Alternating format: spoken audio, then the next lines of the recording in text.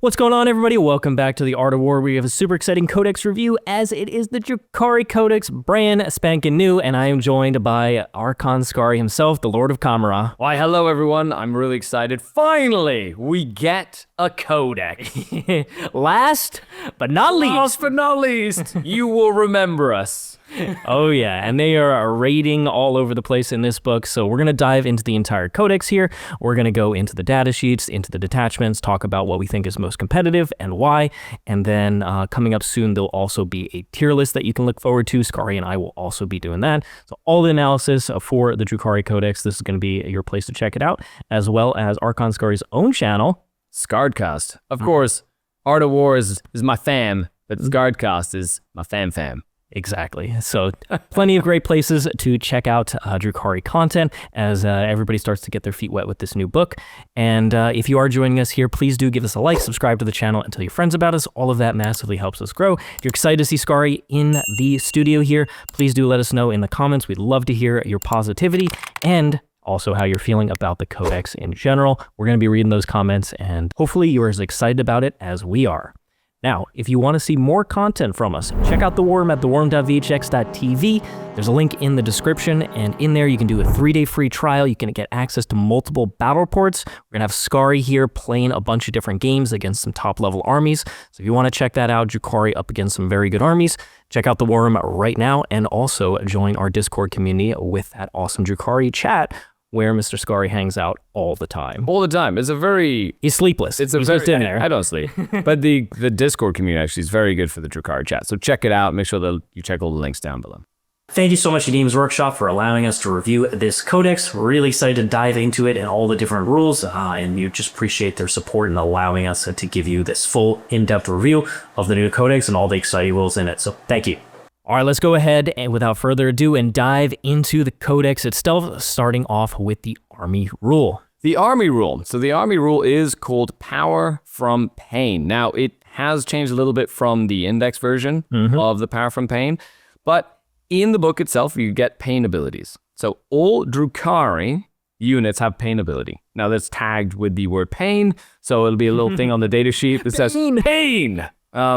And they only apply to a unit while it is empowered. Now, your army faction is Drukhari. You can empower units using pain tokens, right? So you can spend tokens as well to do different things like boost stratagems and things like that. However, the main use of a pain token is to put it on a unit to make it do something cool. Heck yeah. So how do we get pain tokens? So if your army faction is Drukhari, you get pain tokens as follows.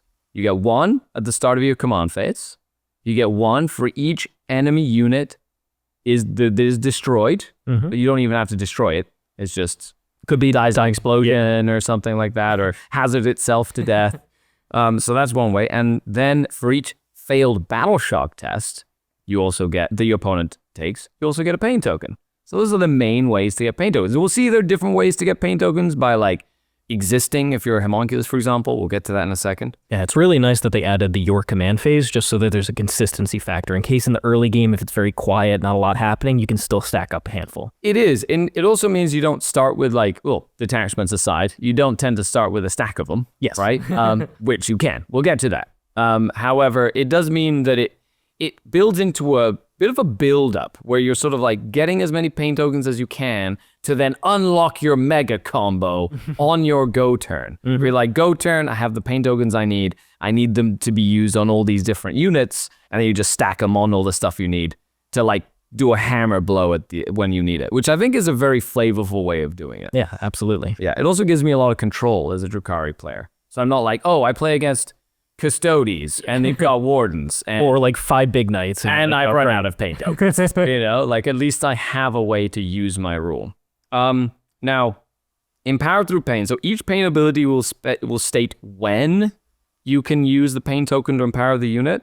When you do, then until the end of that phase, the unit will be empowered. And once then all the pain effects happen at the same time. So if you have a character leading a unit, both the character's pain ability and the unit's pain ability would trigger. Now, they don't always trigger at the same time, so you might need to use them at different times. But it means that if there's something like in the fight phase or in the shooting phase that both pain abilities work, you just need one pain token to empower both the leader That's really nice. and its unit, which is kind of neat. Very quality of life. Yeah, which is kind of neat. So, and over time, we're going to see they gave us lots of cool pain abilities. So I think wanting lots of pain tokens is going to be a thing. Especially because the pain token part of their datasheet rule is usually the strongest part. Correct. And you'll see that a lot of units in the datasheet, which we'll go over, are like meddling. They're okay, but as soon as you put a pain token on them, it's like, okay, they kind of Once like... they start feeling the pain, they're like, they're juiced up, they're ready. That is exactly right. So, so that's it. Power from pain. Awesome. All right, let's go and move from the army rule now into the data sheets. We're going to go through all of them first, then we're going to look at the detachments because oftentimes the detachments are built around certain data sheets. And if you don't understand the data sheets, you kind of don't have the full context of the detachment. We've been doing this recently. People have enjoyed it, so we're going to keep doing it. So we're going to go through each of the data sheets. If you do have your codex on hand, you can go ahead and go through the different units together and kind of write out notes as you're waiting for your actual codex. Welcome to the read-along, children. So there are 23 data sheets in this book. So nothing too crazy. It's not Space Marine levels of data sheets. No, nothing. You know, we'll get to it. We did lose a couple of data sheets as well, but we did gain a couple of different data sheets. And units do different things in what you remember them doing for the last 3 Quite a few changes. It's quite a few changes. And some of them are very subtle. So overall, there's been a general decrease in leadership across the entire board. So most Drukhari units are now leadership 7, not leadership 6, except for the odd character or epic hero. Seems to be the direction that the game is going. Yeah, they want to make Battle Shock, I feel, a little bit more impactful. Yeah. The same with like rerolls. You know, a lot of rerolls are getting taken away. Feel no pains as well. Feel no pains are getting reduced, which is gonna, I think, is healthy for the game. And you'll see this if you're a big Index fan or you kind of knew what they did. You'll kind of see that as well. So the first data sheet we have is the Archon. New Archon! The new Archon. That So much model better. Wow. is really sexy. Really nice. I built that model and I was like, oh, this is amazing. I really love the new model. Harkens back to the original old models that looked like really pompous and arrogant, but like take up space with their arrogance. Beefy. Instead of just like being like hugging themselves. Now the Archon himself lost a pip of movement, so he's movement 7, he's toughness 3, he's got 4 up armor save, still has the Shadow Field. 2 up invulnerable save. You know, you love it. That you cannot reroll, and as soon as you fail it, it's gone for the rest of the game. So it's a very all or nothing save. It's 4 wounds, 6 up leadership, and 1 objective control. So 1 OC. It comes equipped basically with a just a basic splinter pistol, a husk blade, and the Shadow Field. Has a couple options. You can change the pistol for a blast pistol, or a brand new war gear choice, the Soul Trap. Ooh, and you're gonna do it. It's back from old 5th edition, the Soul Trap. The Soul Trap adds +1 to the strength and attacks characteristics of the bearer's melee weapons. And the first time the bearer makes a melee attack that destroys a model, Just any model. just any model, like a guardsman or a grut, right? Then you get +1 additional attack and +1 additional strength. So when we take a look at these melee weapons, consider you have a Soul Trap. I don't think there'll be a time you don't take a Soul Trap. He's pretty much automatic. Great upgrade to the unit. Correct. He's a leader, of course. He can lead the Hand of the Archon. What is that? What is that? We'll get to it. Kill Team fans rejoice. Incubi or Kabalite Warriors. He does have the Power from Pain special rule. Now the 3 weapons, this is important, are an Agonizer, a Husk Blade, or a Master Crafted Power Weapon, which you've seen that show up a lot. Black Templars, like a lot of Mastercrafted. Like a standard, Yeah. We know it's 2 damage. So it's the Agonizer is anti-infantry 3+, but 6 attacks. Hits on 2s, strength 3, AP 2, 1 damage. Then we have the Husk Blade, devastating wounds. My opinion, my favorite weapon so far. 4 attacks though. Hits on 2s, strength 3, so really strength 4, right? Because you've got your Soul Trap. Yep. -2, 3 damage. Yeah. That's your Terminator killer This right plus there. the Soul Trap. Is like, I think that's what you're going to see a lot of the time. And last but not least, the Master Crafted Power weapon, which is 5 attacks, so 6 really. Hits on 2, strength 4 or 5, AP2, 2 damage. This is also not bad, but Not terrible. I think the Huskblade is what Drukhari want. They want that unit slain. It's just a devastating wounds every once in a while, and we do struggle a lot with 3 damage attack, like 3 damage, 3-wound Terminator. 3-wound Terminators, things like that. So it just helps, even into like Deathwing Knights, -1 damage. At least I get 2 wounds through, and I'll kill a Deathwing Knight or whatever. Yeah, which is kind of neat. So what's his pain ability? It's called Hatred Eternal. In your shooting phase of fight phase, when you select the unit to shoot or fight, no longer start of the phase. So you can kind of pick and choose when you need to use these abilities. You can spend a pain token to power it. While the unit is empowered, that each model in that unit makes an attack, you reroll the hit roll.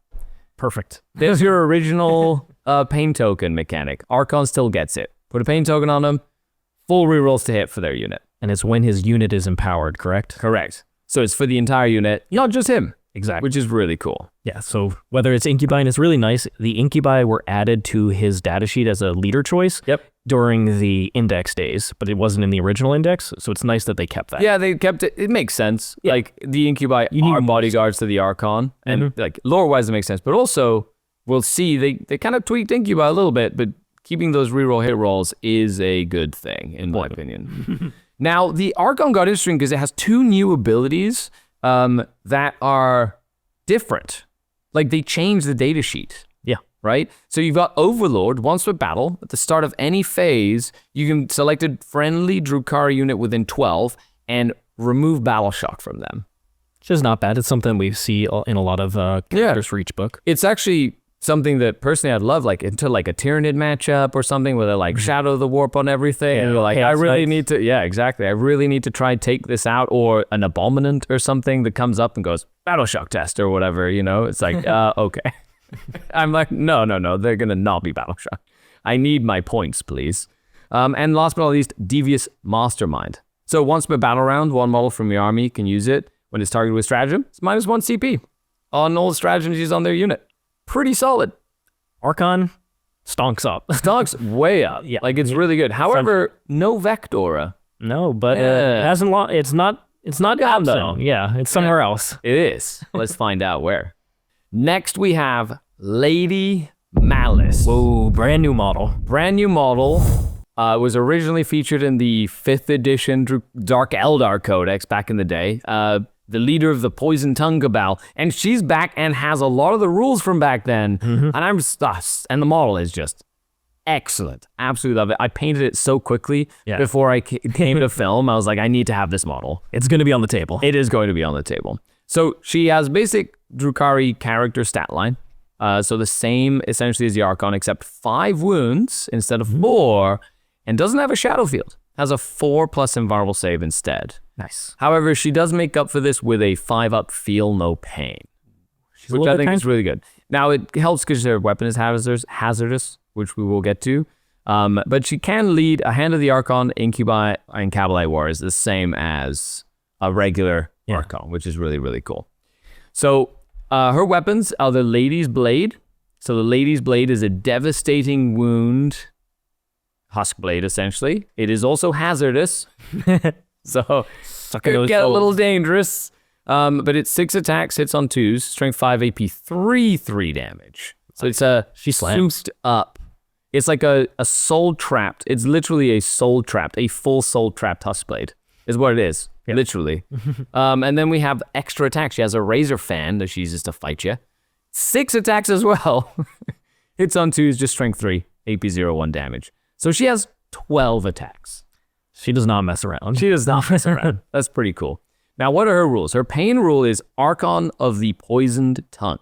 So in the shooting or fight phase, when you select the model's unit to shoot or fight, which means the whole unit, you spend a pain token to power it, and you select either sustained hits 1 or lethal hits for the unit, and the whole unit gets that. Sustained on her profile is pretty damn nasty. Sustained would be really good, but being able to give it, say, lethals against like something big or whatever, tough like a knight or whatnot, that's a very good set of empowered tokens, which is really cool. Now her rules, she's precognizant.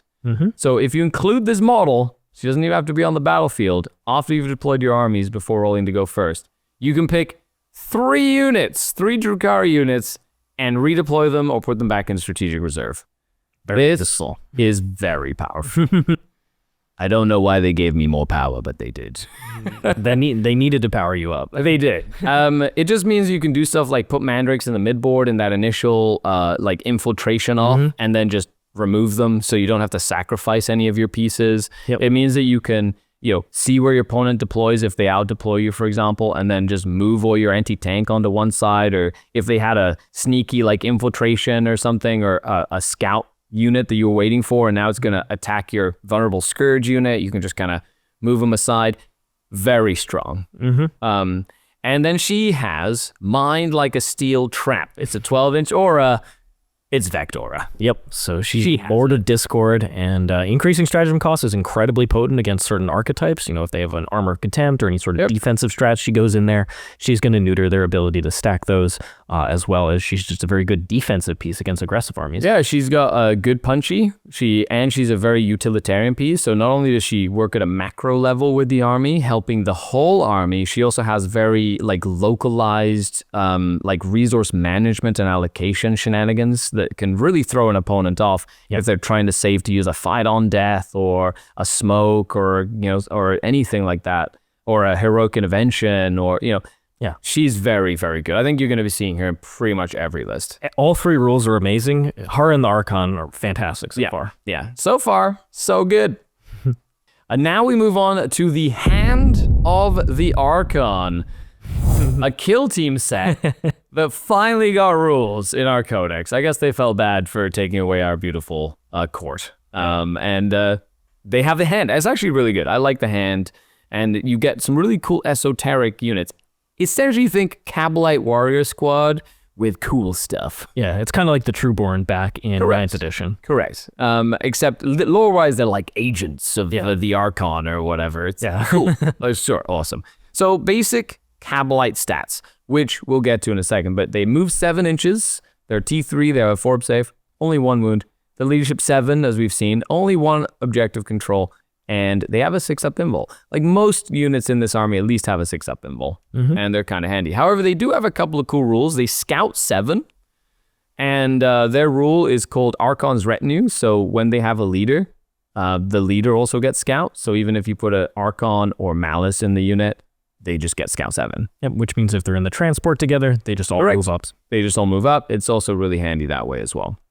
They do have the Power from Pain keyword, and they have a couple of different options. They're armed with splinter rifles at base, and then they have a bunch of different unit options. So I'll kind of run through them really quickly because it's literally an entire page of like unit options.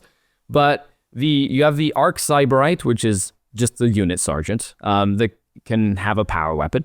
Now, the power weapon is essentially anti-infantry plus 4 attacks, hits on 3, strength 3, AP 2, 1 damage. So it's a little different than what it was in the index. But when it says Sergeant Power Weapon, they're pretty much the exact same across the board. Yep.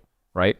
Then we have the Arc Cyberite can have a blast pistol instead of a splinter pistol or rifle. Sure. Yep. Then we have one of them can have a Kabalite Icon or a Phantasm Grenade Launcher. Now, this is a switch that they've done from the previous, where it was only the Phantasm Grenade Launcher. The Hand of the Archon has like grenade keyword, and the Phantasm Grenade Launcher used to give grenade keyword. But now what it does is gives you grenade keyword and smoke. So in this scenario, it only gives you smoke.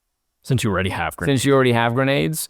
However, if you use the new flag, or the Cabal Icon, which is the flag option, when you give a Cabal Icon to a unit, if they're not battle shocked, they get +1 OC.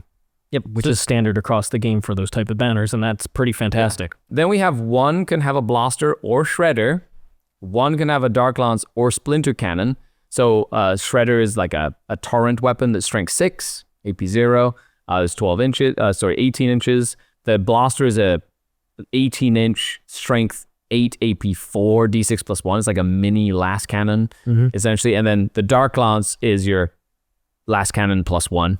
So for any D&D fans out there. And the Splinter Cannon is like a heavy bolter with poison. So strength 3, but anti-infantry 3, sustained hits, 2 damage, AP 1. So good amount of flexibility Correct. to choose what you want to tailor for. So but you can only pick one of each kind of weapon, whereas in Kabalite Warrior squads, you can kind of do double. So it's a little different. We have like less firepower. It's probably a little bit more focused, if that makes sense. Then you get to the really interesting esoteric choices. One rifle can be replaced with a Stinger pistol, which is like a little poison 2+ 12-inch pistol. One shot. Sure. He's just, why would you do that? No, don't do that. One rifle can be replaced with a Shard Carbine. So that's not bad. That's an extra shot, but it's 18-inch range instead of 24. So it gives you an extra poison shot. Then we have one rifle can be replaced with Pain Sculptors. That's a close combat weapon. It's twin-linked. It's anti-infantry 4+. It's 3 attacks. Hit on 3, strength 4 -1, 1 damage. So a little close combat punch, I guess, to kind of, go with the Sergeant's power weapon as an example. One rifle can be replaced with a pistol and a Razor Flail. That's a secondary close combat option, right? Razor Flail, 4 attacks. Hits on 3, strength 4, AP 2, 1 damage. So that complements those two other, the sword and the close combat, very effectively. And then one agent can be, with a rifle, can be equipped with a stim needle, which is essentially a piece of warrior that allows you to ignore the first failed save on the unit every turn. You change the damage to 0. Yeah, and you're mentioning something important here, which a lot of the weapons gained a point of AP, or some of the weapons gained a point of AP in melee. And one of the things we didn't mention is that in the index for Drukhari, there was an enhancement to pain tokens, the older version of it, where they gave, if you activated them, +1 AP in melee. Yep. And so instead of having that, certain weapons gained it in build. There's lots of subtle changes if you've been a Drukhari fan. But like I missed on my first read through until I went through. I was like, oh, there's an extra pip of AP here, an extra pip of strength, or like just little things that make sure you read. Yes. Like make sure you Most double of them check. positive. Most of them were good. So just double check that. And then we go to their Power from Pain ability. So Power from Pain, in your shooting phase or fight phase, when you select the unit to shoot a fight, you pain token, same as always. The unit will gain lethal and precision on all its weapons except for Blast Pistol, Blaster, and Dark Lance. So no precision with anti-tank guns. Yes. But everything else, including the special melee weapons. Yeah, the melee weapons, or if you got the Splinter Cannon instead of the Dark Lance, or you've got the Shredder doesn't matter. The Shredder wouldn't matter. Oh, the Shredder would matter. The like Shredder. There are ways to do it. So it's like volume, especially against low wounded like support characters, or like the odd Techno monster in a Wraith unit or something. You're like, he's not dying, Skari. Trust me, that's not happening. No, I could try. You could try. Yeah. Now, correct me if I'm wrong. If we have the Archon in this unit and we activate one pain token to get both of their abilities, since the timing is the same, we can get access to. So you get full rerolls to hit, lethal hits, and precision. And if one token. Correct, for one token. And if Malys was in the unit, you could pick sustained hits and then have lethal hits for the unit and precision as well. So like, it's pretty good. It is a very good combination. And a lot of this you'll find is all about those combos. It's about finding the combos and finding the right time to use that pain token to maximize on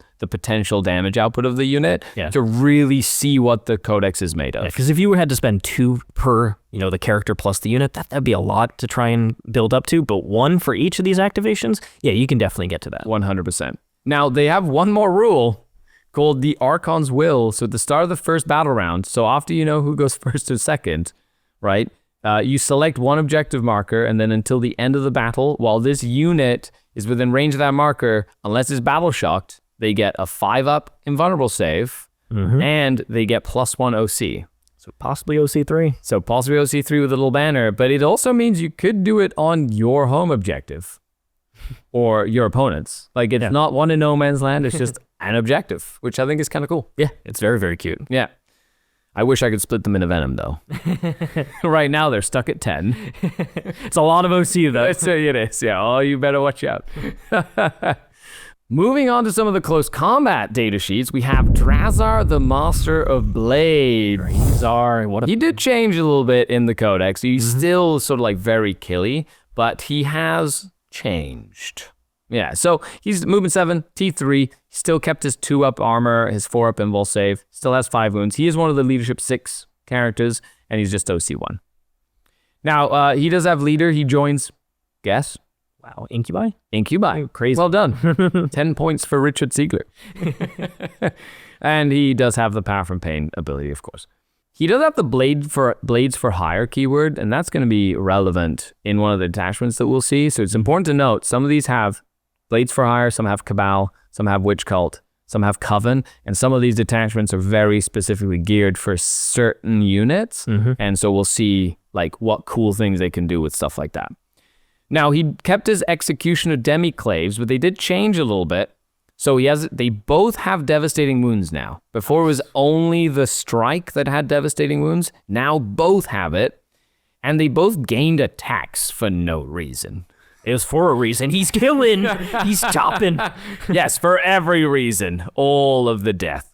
So the Strike is 6/2, 6/2, 3 with devastating wounds. A lot of flat 3 damage dev wounds coming out. Not bad, actually. Huskblade, Malys, Drazhar. It's a lot of damage. Terminators beware. And then in the dual blades, we have 8 attacks now instead of 7. 2, strength 2, hits on 2, strength 5, AP 2, 2 damage, but with dev wounds. So, you could try and ignore that invulnerable save. That's kind of handy, that sort of thing.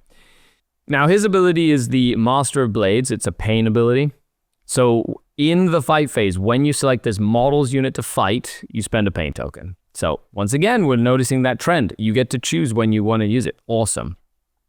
When it's empowered, you get +1 to wound. Now, this used to be just for him leading a unit. He gave his unit +1 to wound. Now it's a pain ability.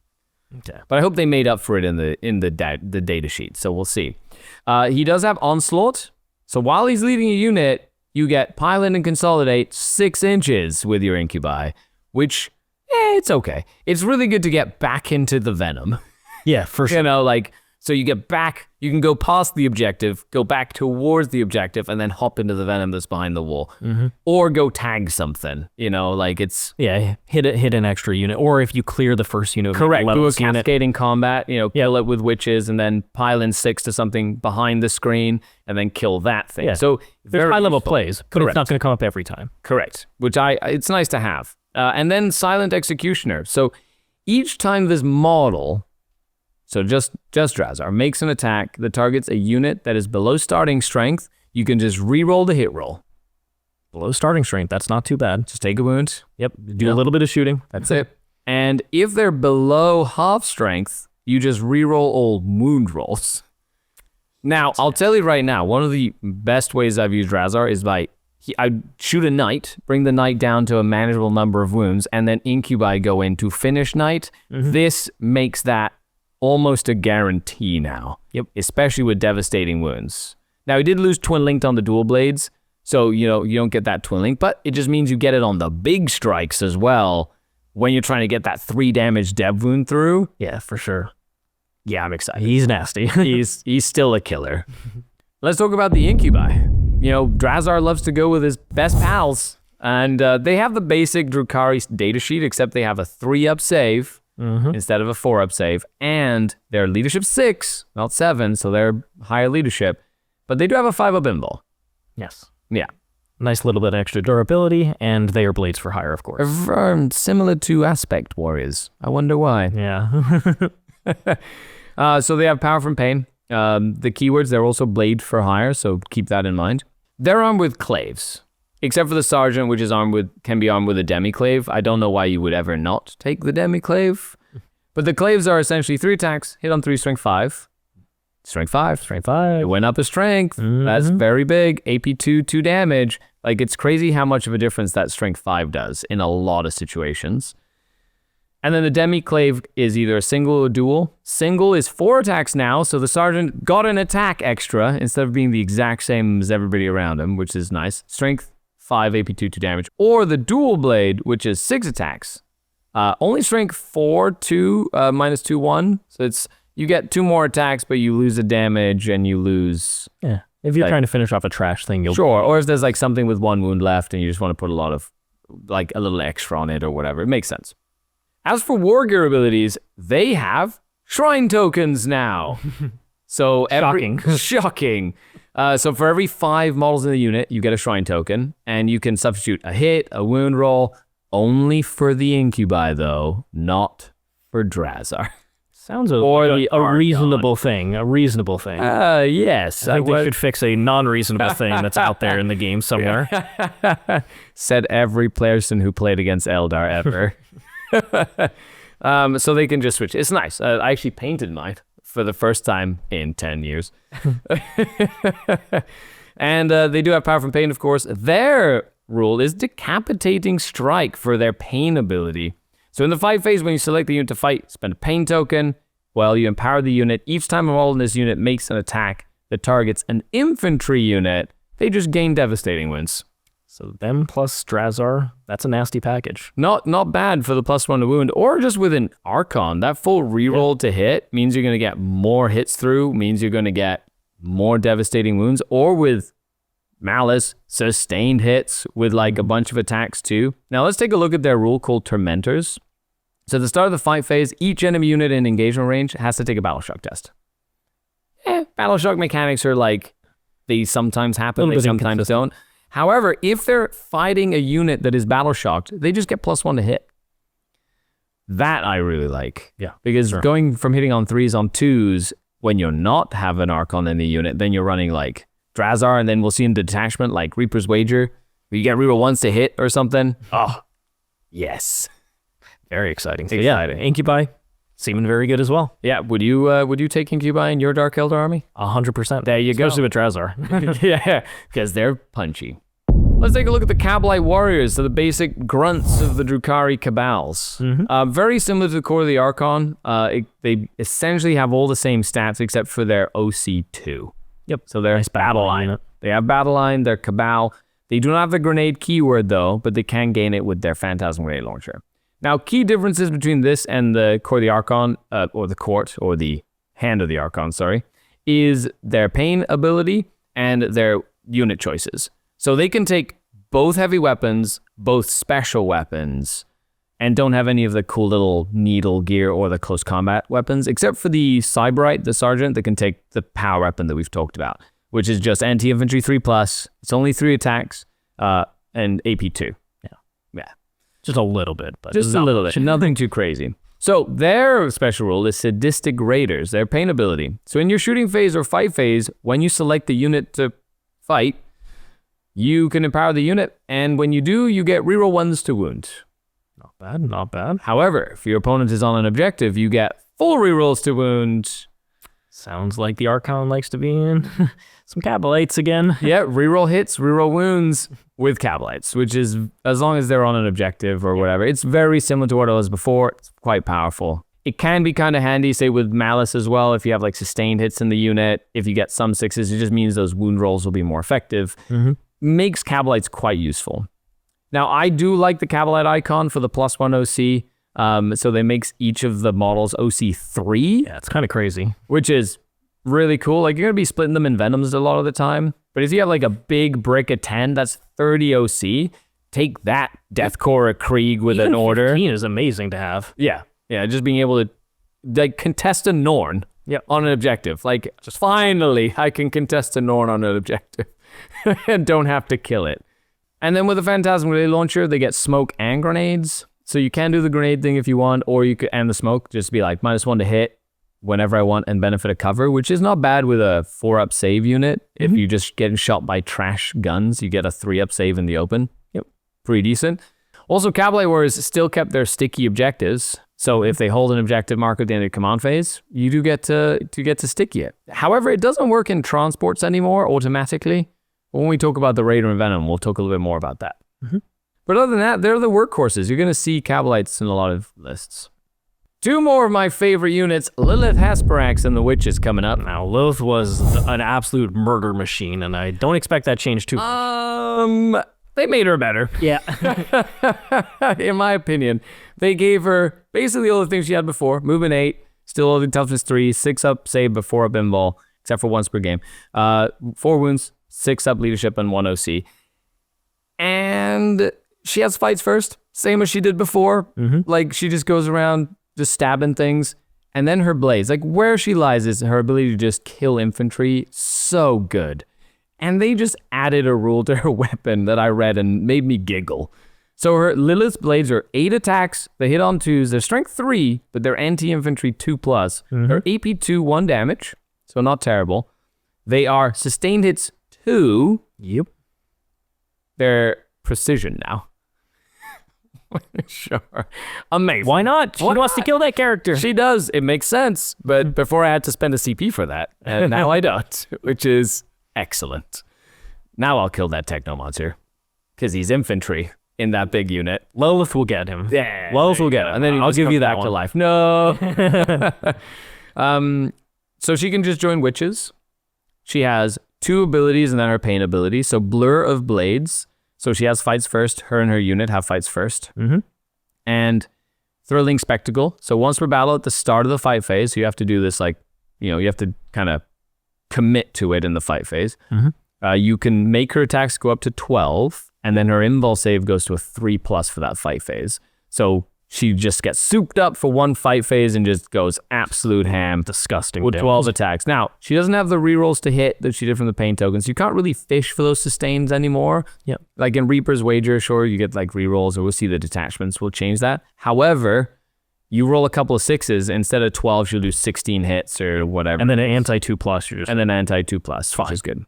So her Brides of Death pain ability in the fight phase, when you select the model to fight, you empower the unit with a pain token, and you improve the strength and armor penetration of all the models in that unit by 1. So she still has 3 AP when that happens. Her Wyches will have a decent amount of AP as well. And +1 strength means it really helps the Wyches more than it helps her. Yeah, the AP is really the critical thing because it helps a lot against 2-up save armor. A little bit less than it was before. She used to go to AP 4 with this. It's AP 3, so Marines will get a save. But she's still not only a baby one. But only a baby one. And it's I'm attacking that character. So just take that character. Be gone character. The second witch character is the Succubus, though. Now, that is a character I have not seen in quite a bit. Well, there is a legend told of a character that blended entire armies for like less than 100 points.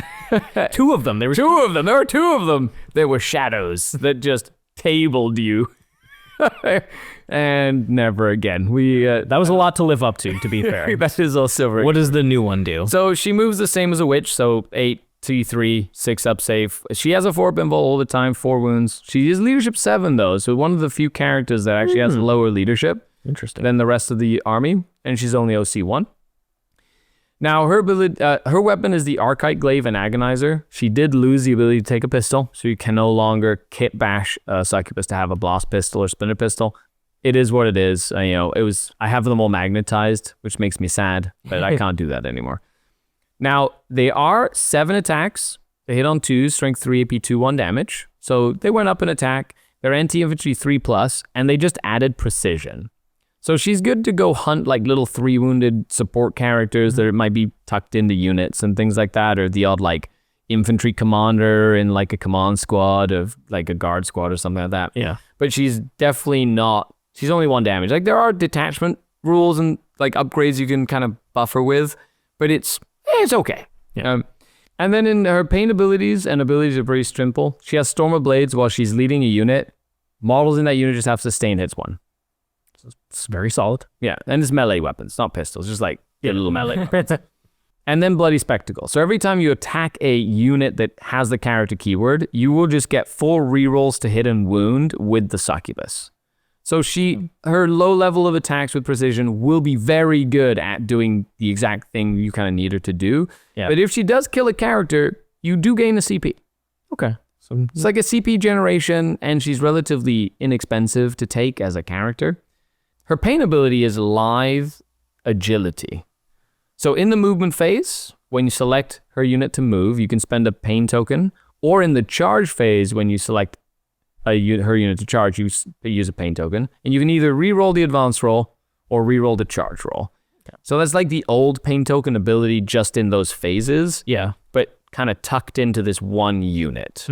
Now, with lack of re-rolls for charges, You know, you're going to sweat every time you have to make those 6-inch charges. You're going to need to save CP for that. So you're going to have to save CP. So like having a Succubus, if you're going for like a witch-centric thing, to save on CP might be a way to do it. She also generates CP. But I think Lelith outclasses her on like every level. The interesting thing here is that we went through several characters already, most of them might be auto take to like really, really good. Yep. Once you hit like 4 characters, it starts to get harder to justify because you start running lower in units. So it's not the end of the world if some characters aren't bad. Like top tier. And you know what? Like some folks like running a Succubus in the second unit. Like you split a unit of Witches and a Venom, which we'll get to in a second. And we'll talk about that like in multiple other videos and things like that. But there are uses for characters like this. It's just not like, it doesn't jump out of the page instantly. But take a look at your meta, right? Like if you're playing against a lot of folks that run little crappy 3-wounded characters or whatever, she's like perfect for that, for a very small investment of points. 10 basic dudes and a little cheap character. Okay, this is the unit that correct that. Exactly. So let's take a look at Witches, which is Witches. They are the essential kind of glue to bring together the whole Lelith Lelith combo. Now, they are your second battle line choice that we've taken a look at. They're very similar to what they were before. They're 8-inch move. They're leadership 7 now. They are 2 OC each though, so that's still really good. Like all of our battle line is still very good on OC, so good at like contesting objectives, and they're very cheap and you can split them. So good trash is what we like to call it.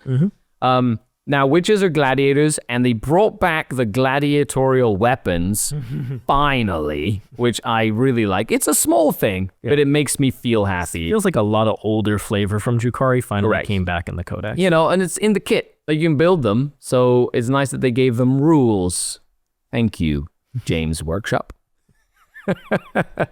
So we have every single model is equipped with a Splinter Pistol. So Splinter Pistol is the same everywhere you see it. It's anti-infantry 3, it's assault, and it's a pistol.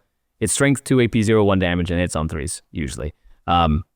It's assault, sure, and it's anti-infantry 3. Awesome. Might pick off a wound here or there. The Sergeant can be equipped with a Blast Pistol. So the Blast Pistol, 6-inch range, no melt or anything like a Harlequin thing. Strength 8, AP 4, which is the only Blast Pistol that's AP 4 is on the Witches. It's like it's so random. It made it through from the index. It's still AP 4. Just randomly the one Blast The Pistol. old copy pasta. Yeah, and it's D3 damage. So it's like, sure, it'll do something sometimes. Now the Hecatrix, which is a squad leader's blade, can be replaced with a power weapon. We talked about that before. However, on a Witch, it's 5 attacks, not 3. So the power sword is 5 attacks. AP 2. The Hecatari blades themselves went up 1 attack from the index. So they're 4 attacks each at strength 3, AP 1, 2 damage. So just 1 attack each, you know, sure. And last but not least, 3 Witches can be equipped with gladiatorial weapons. Now these are 5 attacks each. They're strength 4 and they're AP 2. They're essentially power weapons. So this little unit has 4 power weapons inside of it, which if you split with a Venom is all of the Witches that go with Lelith. Damage. And 1 ablative wound for the explosion of the vehicle. So I really like it. That means the little unit of like they have 4, that's just 20 strength AP 2 attacks. Like that's pretty good for like a little unit that costs like 100 points or whatever it is.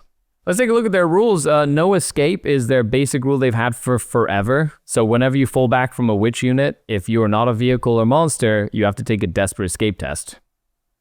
It comes up every once in a while. Every once in a while. If you are Battle Shock, though, it's the only instance or one of the few instances where you suffer a -1 to your desperate escape tests. Steeljacks. Melee ones. There you go. They have the same thing. Yeah. And they have the rule Acrobatic Gladiators. Now, this is their pain ability, and this ability, This is the money. is insane. This is at the start of your charge phase. So charge phase, you empower the unit, and that unit can declare a charge if it fell back or advanced. They just gave Witches built-in fallback and advance and charge, which Very is nice. very good. So, you know, Lelith in there, she's eating across the table. Every single time. And you don't need a command point for this. It's just a pain token. So you could do 3 units could all use it. Correct. And you could just They are very, and you'll see in some of these detachments, there are like ways to really make this like pay off. This means like witches and Lelith, their threat range has just always increased, regardless of what detachment you're running them in, and that is very good. Like it looks like you read it and go, it's okay, and then you read this rule and go, oh, it's very good. Also, don't forget, witches have a 4-up invul save against melee attacks in close combat. So they're like really good at not surviving because they're toughness 3, but you know, they can shrug off some stuff. Yeah, and they help protect low for a little bit longer. Correct. Let's take a look at the speedy boys, the Reaver jet bikes, the speedy lads. So Reaver jet bikes are a datasheet that got a bit of a glam up. I really do think they improved a bit. So Reavers are a 16-inch move, T4. They have a 4-up save and a 6-up invul. They're 2 wounds each. They are leadership 7, but they are objective control 2, which is quite handy on a very fast-moving unit. I started running them in units of 3 just to stop Chaos Knight sticky. Yeah, well, fast move block. They can contest objectives relatively easy, and it's very, very good unit overall. And you thought you wanted speed with your speed. This is speed. So they're each equipped with a rifle, basically. So their rifle is essentially the same as every Splinter rifle. It's 2 shots at 24 inches, strength 2, hits on 3s, anti-infantry 3+, and assault. So, sure. Don't forget a strength 2, though. So whenever you just wound something, it wounds Nurglings on 5s. Because they're swarms. Splinter weapons. And then for every 3 models in the unit, 1 model's Splinter rifle can be a blaster or a heat lance. So the blaster, we talked about it, is an 18-inch gun, hits on 3s, strength 8, AP 4, D6 plus 1 damage, or a heat lance. The heat lance is 18-inch, assault, melta 3, strength 14, AP 4, D6 damage. So within 9 inches, D6 plus 3, AP 4, and strength 14. Now, the biggest letdown of this weapon is it's 1 shot. Yes. That's the only reason, but I love it. It's what I usually equip my Reaver jet bikes with. And they both hit on 3s? They both hit on 3s, you know, so it's not terrible. You know, you can, if you have a 6-strong unit, you have like 2 very good meltaguns that can advance and shoot on a 16-inch move unit. And we'll get to that more in a second. Now, their melee weapons got a huge boost. They lost the ability to put a power weapon on the sergeant, because he's holding the handlebars. And the melee weapons are 4 attacks, they're blade veins, weapon skill 3, strength 4, AP 1, 1 damage, but they all gained lance as a rule. Just straight up, they just gave them lance. Which means now you get 4 attacks each on a big unit of 6 jet bikes. Like, that'll kill, like, just trash-style units. So they're very good for that initial skirmish where you can send the jet bikes out and kill a unit of scouts instead of, like, trying to kill a unit of scouts. Or even Jaegers, for example. You know, something that, like, isn't... Any of those basic units. Correct. Like, Lance is really good. That'll kill some Nurglings. Now, where they shine is their rules and abilities. So 2 models in the unit can be equipped with either a Cluster Caltrop or a Grav Talon. So the Grav Talon makes the bearer's melee weapons have AP 2 and lethal hits. So sure, it's decent if you wanted to. However, if you have the Cluster Caltrops, that gets a bonus to your eviscerating flyby. So for each Cluster Caltrop in the unit, you get to reroll 1 of the dice to do flyby mortals. So we'll get to that rule. Eviscerating flyby, each time you end a normal, and they added advanced move. So before it was only on normal moves you could fly by. Now it's on both, which is very good. Pretty easy to get now. You select a unit that's not a monster or vehicle you flew over. You roll 1 dice for each model in the unit. For every 4+, you do a mortal wound. So it's like a grenade where you just fly over and do grenades, but you can advance to do it now. And it's on a 4-up. Now their cool rule is called Matchless Swiftness. That's their pain rule. Yes, I'm so excited about this rule. You put a pain token on them in the movement phase when you select them to move or advance. So when you select them to advance, very specifically to advance. And instead of rolling a dice, you just advance 8 inches. It's pretty cool. You're definitely getting those flyover mortals. They move 16 inches plus 8. That's 24 inches up the board. I like that a lot. That is more than all of No Man's Land in a single move phase. You wanted to move block your opponent or jail them? The Reaver Jet Bike is the new beast pack. I'm telling you right now. Yeah, I love this unit a lot. And then you get to shoot them with 2 super melta guns. Moving on. Another one of my favorite Witch Cult units, the Fly Goblins. Oh, Hellions. The Hellions. I know, they're really cool. They also got a big glow up as well from the index, in my opinion. They move 14 instead of 16, so they're a little slower than Reaver Jet Bikes. They have the same toughness, same save now. They went up a save. Same invul. They're 2 wounds. They're still leadership 7. They're only OC1 though. Okay. Which makes me sad. Yeah. But, you know, it is what you can't have your cake and eat it too all the time. Now, they are mounted still. They did not gain the infantry keyword or anything like that. It is what it is. You have still to go around walls. Very good for like a rapid ingress threat, you know, because they are relatively fast. You can kind of pick an angle for them to go through. They're each equipped with a splinter pod on their skyboard, which is essentially an 18-inch 2-shot rifle that's twin-linked. That's it. It's just a twin-linked anti-infantry gun. So it's good against hordes. You know, you just shoot a bunch of orcs and a unit of 10 does 20 twin-linked poison 3+ shots. It'll add up. It'll add up over time. Now, where they shine is they gained Deep Strike as a keyword. Nice. Makes that rapid a lot easier. Correct. So they used to not have Deep Strike, and everybody like, wait, they don't have Deep Strike? They're on skyboards. Yeah, they don't have Deep Strike. So they gained Deep Strike. And they have a couple of different options. So their basic close combat weapon is the Hellglaive. So it's Lance now. They gained Lance as well. So on the charge, they're more likely to do a lot more damage. They kept sustained hits 1, still 3 attacks, strength 4, AP 1, 2 damage. So they're like Marine killers, essentially. But with Lance, they can actually do some damage now. Yeah. The Sergeant can have a power weapon, which is basically the exact same as all power weapons that we've had, except it's sustained hits and Lance on a Hellion. Sure, they just made the same weapon a little better. Or a Stun Claw. The Stun Claw is a cool little esoteric weapon. I guess it's a style choice if you wanted to. It's 4 attacks, hits on 3s, strength 3 AP 1, 1 damage. But it has dev wounds, lance, and precision instead. So if you really wanted to do that, you could. A lot of the time, I'm going to be keeping the Hellglaive. Yeah. Because I like the 2 damage for the role that the unit is going to do.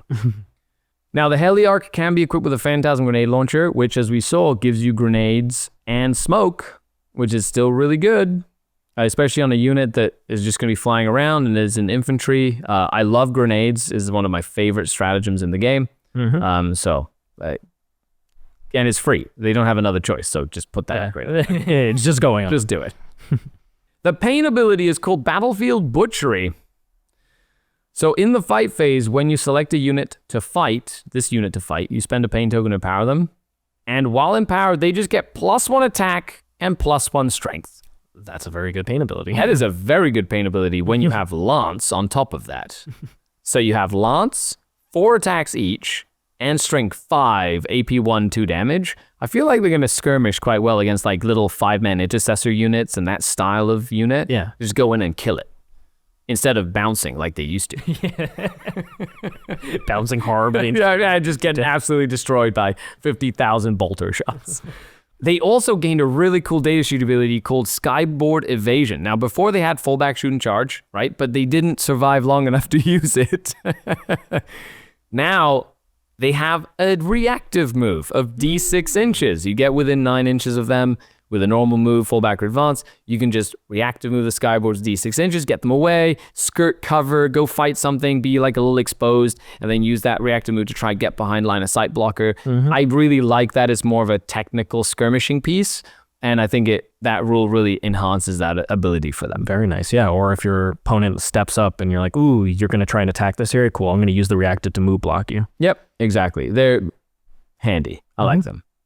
Moving on to one of my favorite styles of units, aircraft. Oh, yeah. Oh, yeah. Your sub loves aircraft. Not going to stop till the 300, Josh. Right, you can send this clip to him.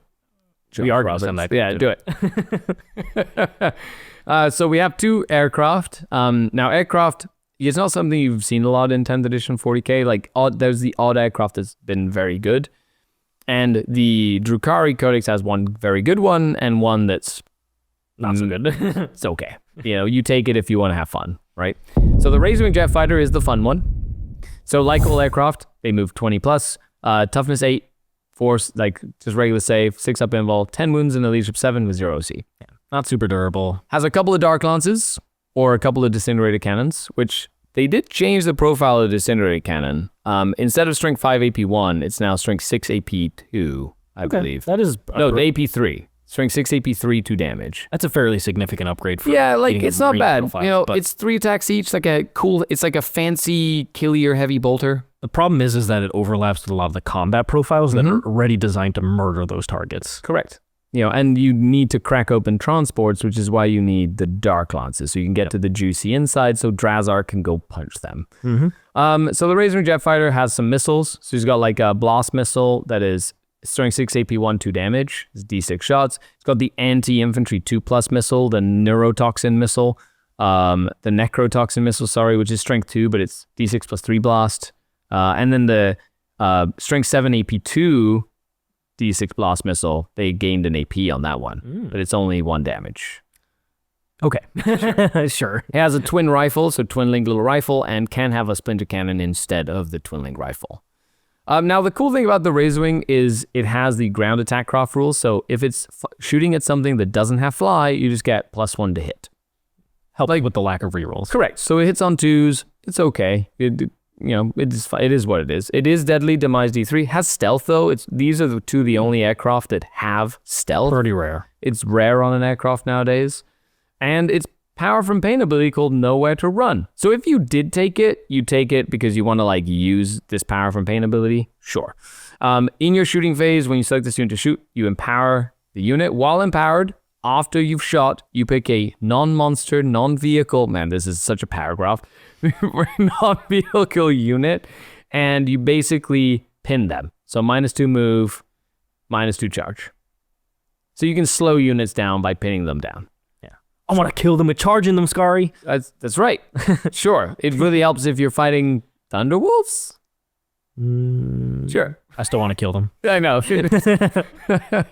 You probably shot the Dark Lances to try and kill them instead of just slowing them down. Yeah. Like, that's what... There's a lot of these units that are a little bit anti-synergistic. The units you want to kill, you don't necessarily want to slow down. But if it's a distant ruin and... Like, it could, like, sure. It can come It's like one of those things where if you take it, you're taking it as like, okay, I'm going to split my fire, put like all my attacks into one thing, and then shoot like the little missile out this way, all the way over there on your advance and charge unit to like stop it from getting to the fight fast enough. Sure. I'll do it. Yeah, for sure. It'll be fun. Then we have the Voidraven Bomber. Classic Skari. Classic Skari, my favorite aircraft. It's T9 instead of 8. It's 12 wounds instead of 10, but has the same defensive profiles as the Jetfighter. And it's also stealth. Now, where the Voidraven shines is it has good guns. Like, very good guns. So first of all, you can equip it with Void Scythes. So 2 of them, that's 4 of these shots, which are strength 14, AP4, D6 plus 2. They're like super dark lances. Great to target like Mortarion, who's like... Yeah, any of the T12. Any T12 stuff, right? But my favorite weapon is the Dark Scythe, which is 6 attacks each, so it's 12 shots, strength 8, AP4, 2 damage. So they're very good at killing 12 shots. Marines. Yeah, it's like a super souped up plasma cannon with no hazard. I saw you on the LVO streams doing nasty things to Grey Knights with that. It's just like, boom. It's very good. What can I say? It's a lot of shots. And it's aircraft. Now, one thing we're going to point out here is, once again, with the lack of rerolls generally, the ability to have more volume helps a lot. Correct. So less rerolls. Now, before, of course, with 3s, with 4 rerolls from the old pain token, that was, it was like a guaranteed kill. Now you're probably focusing both weapons onto one little target and kind of softening it up so that Lelith can go kill it in combat or whatever. So still very useful. I think one of the benefits of aircraft in general is you don't follow the footprint. You can shoot things behind footprints. So it's true line of sight, which means that your opponent can't hide. Like, that's what makes them so powerful. Now, you also get one of two missiles when you shoot. You either get the implosion missiles, which is a D3 blast, strength 9 AP2, 3 damage. So decent like anti-Terminator killer. Or the Shadow Field, which is strength 7 AP2, 1 damage blast, D6 shots. And these are at 48 inches, so you can actually like really reach out with those missiles, which comes in handy with the Voidraven special rules. Now, the Voidraven does have a Void Mine. Once per game after you've finished a move, you essentially pick a model you flew over. Hold on, because it's a long one. You pick a model you flew over, and you do a radius of D6 inches from that model. And then every unit that's within that radius that you just rolled for, So many steps. you roll in on a 4+, they take D6 mortals. There's so much rolling. I get it. They want to restrict it so it doesn't become crazy, but at the same time, we don't need 3 steps. Correct. Like the step used to be pick a point it flew over, and every unit within 6 inches took D6 mortals on a 4+. So sure, but now it's like pick a model, and don't forget it's the base, not the actual. Like all measurements to aircraft are from the base, not the model itself. So the base has to fly over, pick a model, and then do the radius, which is great against like a big tank because you'd be like, "Ooh, look, I clipped your tank." And now the radius is from this tank, but it's a lot of steps. And can do a lot of mortals or do nothing. Now, the reason I want to put one of these into my list, though, is the Nowhere to Hide Pain ability. In your shooting phase, when you select this unit to shoot, you spend a pain token to empower it. After you've shot, you pick one unit that was hit by any of its attacks, and that, until the end of your shooting phase, that unit cannot have the benefit of cover. Fantastic. One of the best rules in the game. Covers everywhere, you need to strip it. And it's got 48-inch missiles, don't forget. So you can come in, kill something real close, and shoot like a little piddly missile all the way somewhere, and then nuke it with like all of your other weapons, and it cannot get cover. Be really good in like recon guard. They'll be like, cover, and you're like, no. Poison weapons. Turn all that off. Exactly. And a lot of armies, like you mentioned, if they're in cover, they might get a second roll. Boom, no cover. Correct. It's really, so that is a very good rule on an aircraft. I think they're still very relevant. Take that, Games Workshop. That's right, Josh. You gave me a good rule on my favorite unit. One of my favorite units. I know. We're still going to see it. Can't stop me. Now we move into the Haemonculus Coven part of the These book. are the units I love. I love the Gribblies. You know, they're really fun. So, poor Uri and Rakarth got pulled from the lineup. He carried so many of my tournament wins just on his back. He's like on his forefoot pain back, standing back up. So I'm gonna have to find another crutch, I guess. But now we just have the basic Haemonculus is the leader of the Coven.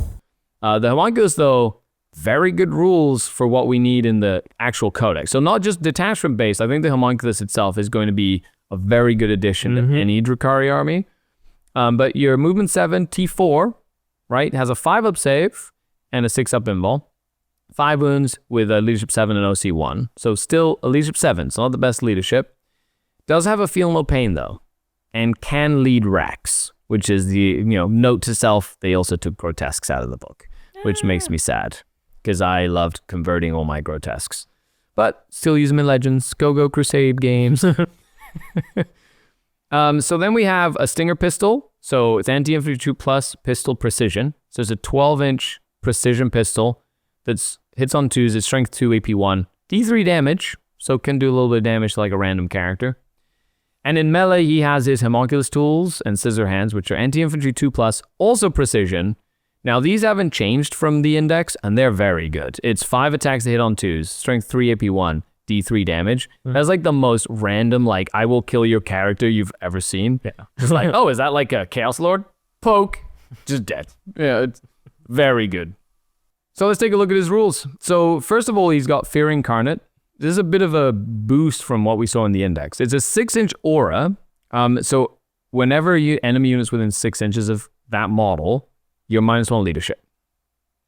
However, they added that if in your opponent's command phase, they are within 6 inches and they are not at starting strength, they have to take a battle shock test.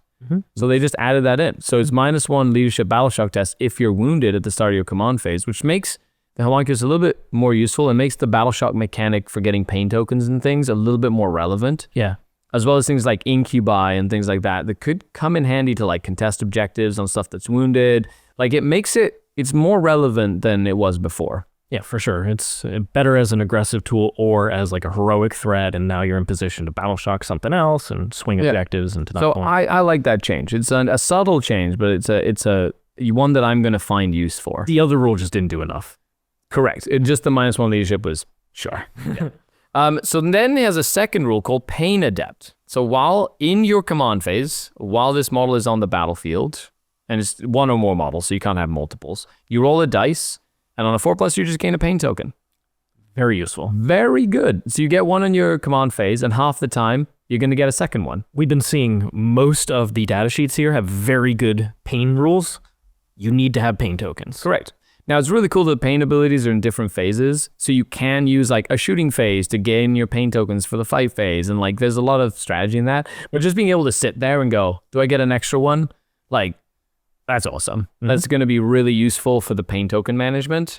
The times I've tested it so far, I've rolled no 4s. Eventually I will. We're going to turn that ship around. That's right. He's going to craft a new one. Now, his flesh craft ability is in your command phase. You spend a pain token, and in your bodyguard unit, you bring back D3+1 destroyed models. You know what I like, Skari? What do you like? Racks that heal back. Racks that heal back. So that's what Uri and Rakarth used to do. But it was at the end of the movement phase. Not the correct timing. And racks were only 1 wound back then. Now racks are 2 wounds. So you're getting up to 8 wounds worth of models back every time you use it. And you'll see in some of the... Big City! 60 racks! Let's go! with all Haemonculus. I love it. But that's actually a really good rule. And because the extra pain token happens at the start of the command phase, you can kind of see if you get an extra pain token and then like make a deliberation or do like things we've never been able to do before, like put one rack on an objective behind a wall, you shoot them, I kill a couple, and then I just regenerate back onto the Pretend objective. Necrons! Yeah, and so I get to use those mechanics that I've never been able to use. Very excited to try that stuff. I've always wanted to do that with Arena, which is just the wrong timing. It is. It's end of movement phase. You can't do it. So now you can do it. Speaking of which, let's take a look at racks. Because rackety racks are here to rack up those kills. Oh yeah. 2 wounds already huge. So they got an extra wound. They're T4. They got an extra pip of save. So they went from 6 up save to 5 up save. So in cover, they have 4 up saves. So quite good considering their invul is only a 6 up. They have power from pain as well. They got a huge glow up. But I guess removing grotesques, they wanted maybe something that's a little chunkier in the army. Yeah, sure.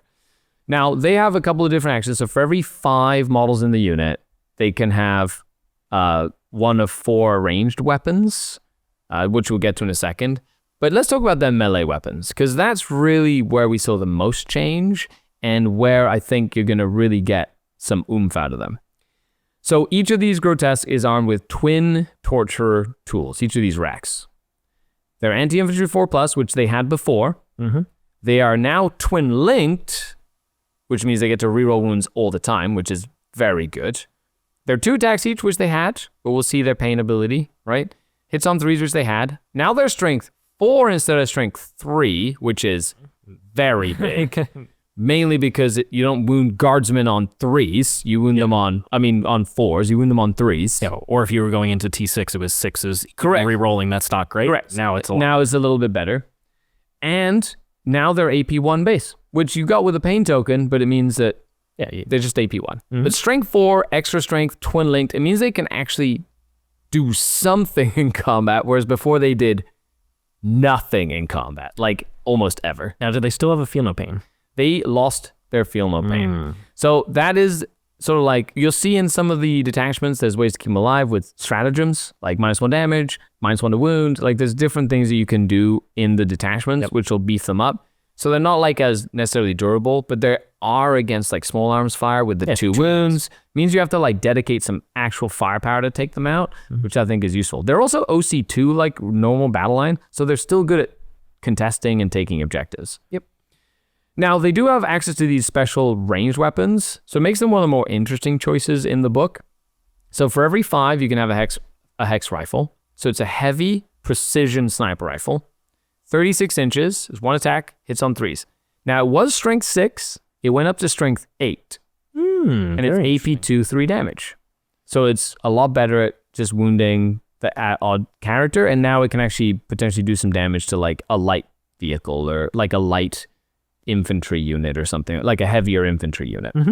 Then we have the Liquefy Gun, anti-infantry 3+ torrent. So all Liquefiers got the same treatment. They still don't ignore cover. They're 12 inches, D6 hits, strength 4, AP 1, 1 damage. But they're anti-infantry 3+, which they didn't have before. Okay. So that's actually kind of handy against like Gravis style stuff or like infantry that's just a little tougher. We still have the Ulsa Factor. It's a 24-inch weapon that has 1 shot, hits on 3s, strength 2, AP 2, 2 damage, but it's anti-infantry 4+ dev wounds. So good against doing some dev wounds. These all like may trip some wounds off here. Correct. And last but not least, the Stinger Pistol, which we talked about before. It's useless. Don't take it, because if you take it, you're replacing one of your twin weapons. I would not want to replace a twin link weapon.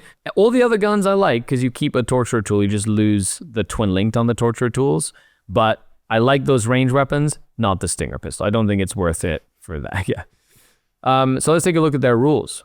So they have the Torturer's Craft. So in your shooting phase and fight phase, after you shoot or fight, you pick a unit that you hit, and that unit has to take a battle shock test.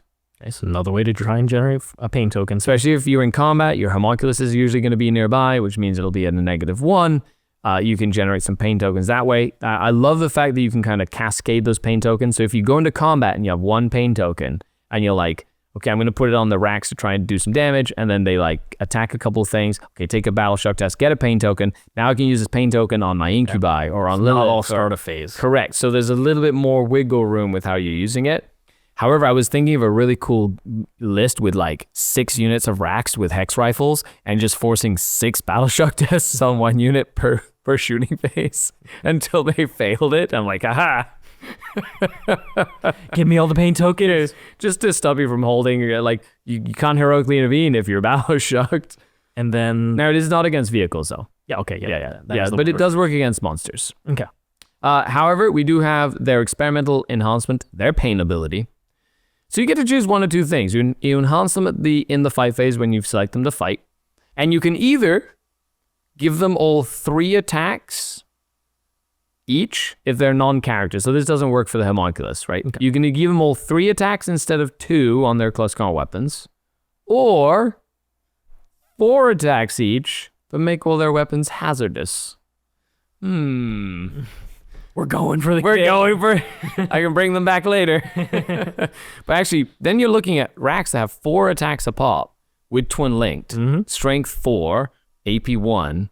That's 40 attacks for a unit of 10. It'll add up quick. That is a lot more than they've ever been able to do. So the glow up on the Wracks is quite substantial, I think.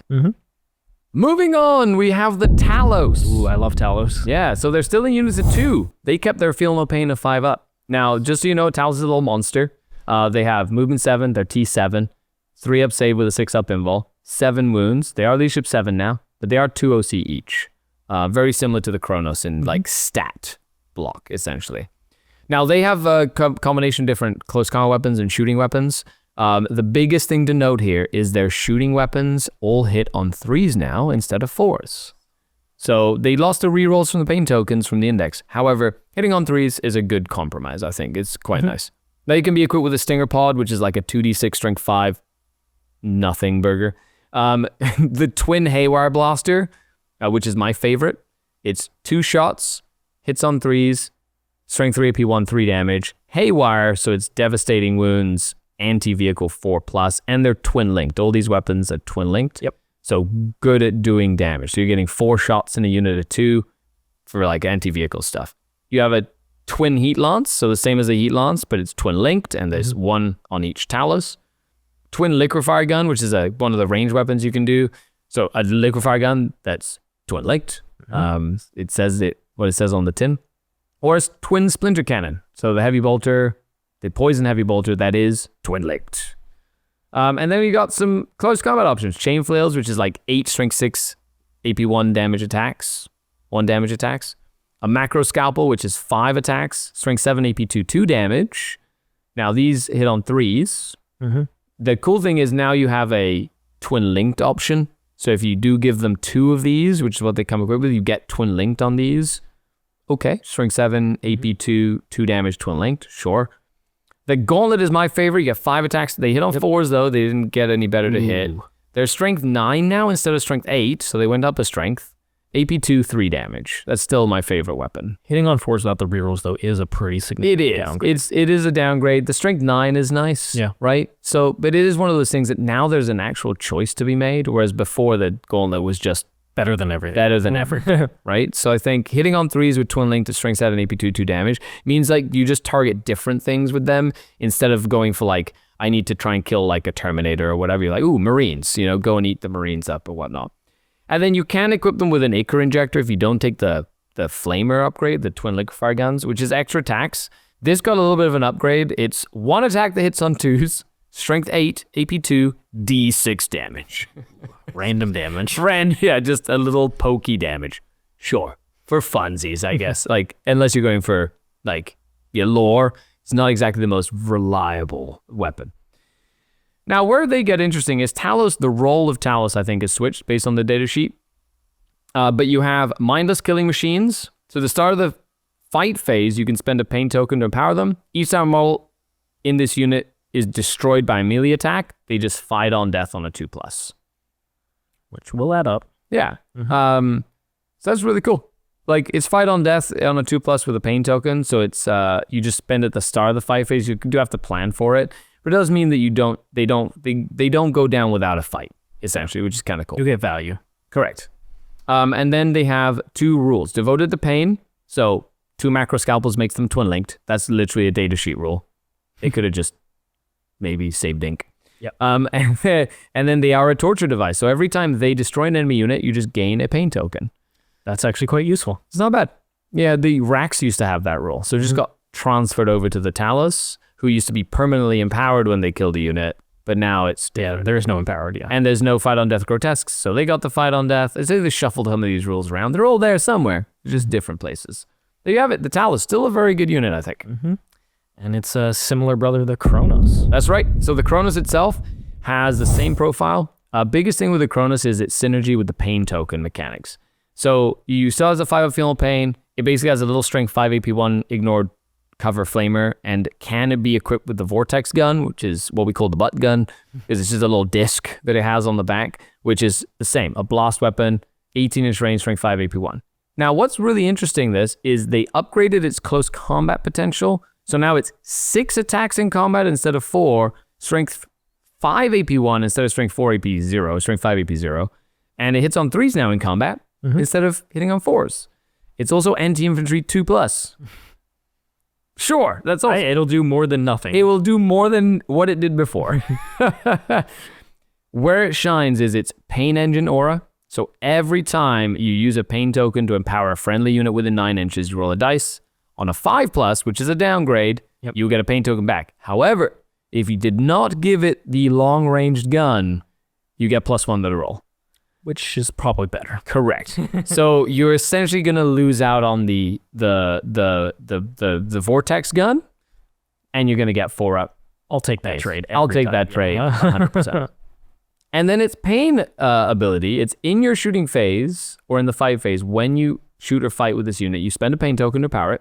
And if they kill a single enemy model, you can heal 3 wounds on a wounded Cronos. Or if the wounded Cronos is full wounded, bring a Cronos back.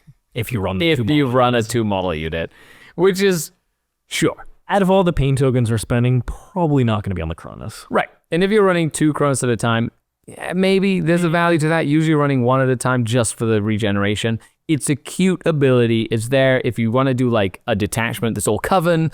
Sure. Like, yes, it'll come up more often in that sort of very specific ability. Then we go into the Mandrakes. Now, Mandrakes are one of my favorite essential Drukhari units. They didn't give them any of the crazy war gear options that they have in the kill team box. In the kill team box, which makes me a little sad. Yeah. However, they kept their 8-inch move, their toughness 3. They have the same sort of stats. 5 up invul save. They do have stealth. They do have infiltrators, and they now have deep strike, which they didn't have before. Very, very strong. Their ability was like Deep Strike, but it wasn't Deep Strike. Now, they got a huge glow up on their weapons. Like, huge. Their Bale Blast is 2 attacks, hits on 3, strength 5 AP 1 damage, strength 5 AP 1 damage. It gained an AP, and it had Devastating Wounds before and Assault, so that didn't change. It also gained Ignore Cover. Very nice. Which is very good. You know, a big unit of them coming down, 20 shots with Dev Wounds, Ignore Cover, strength 5 AP 1. Like, you can kill trash with this unit, which is exactly what you'd want to do before. You kind of relied on the Dev Wounds because they had a very good cover save. Entirely random. Correct. Now, their melee weapons also got a glow up, where their melee weapons gain Devastating Wounds.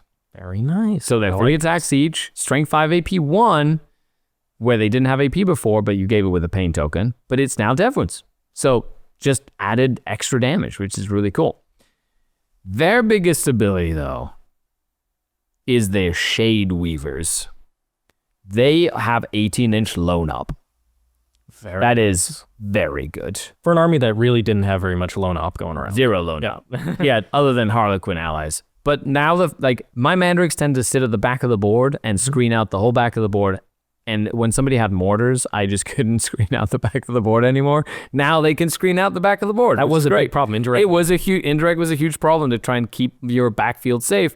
Mandrakes now just keep your backfield safe. And you can infiltrate them up and then hide them with Malys. Like, Mandrakes are going to be an integral part. There's actually a note to be said that maybe taking a big 10 strong brick now is probably better than 2 5s.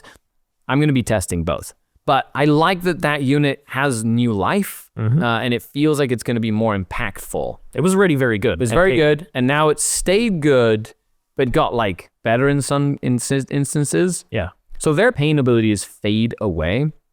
So at the end of your opponent's fight phase, you have to pay a pain token to pull them up from the table. It's not free, which is why a 10-man might be a little... Correct. It's not free, but it's also not you have to bring them back next turn. They go into strategic reserve. And they have Deep Strike.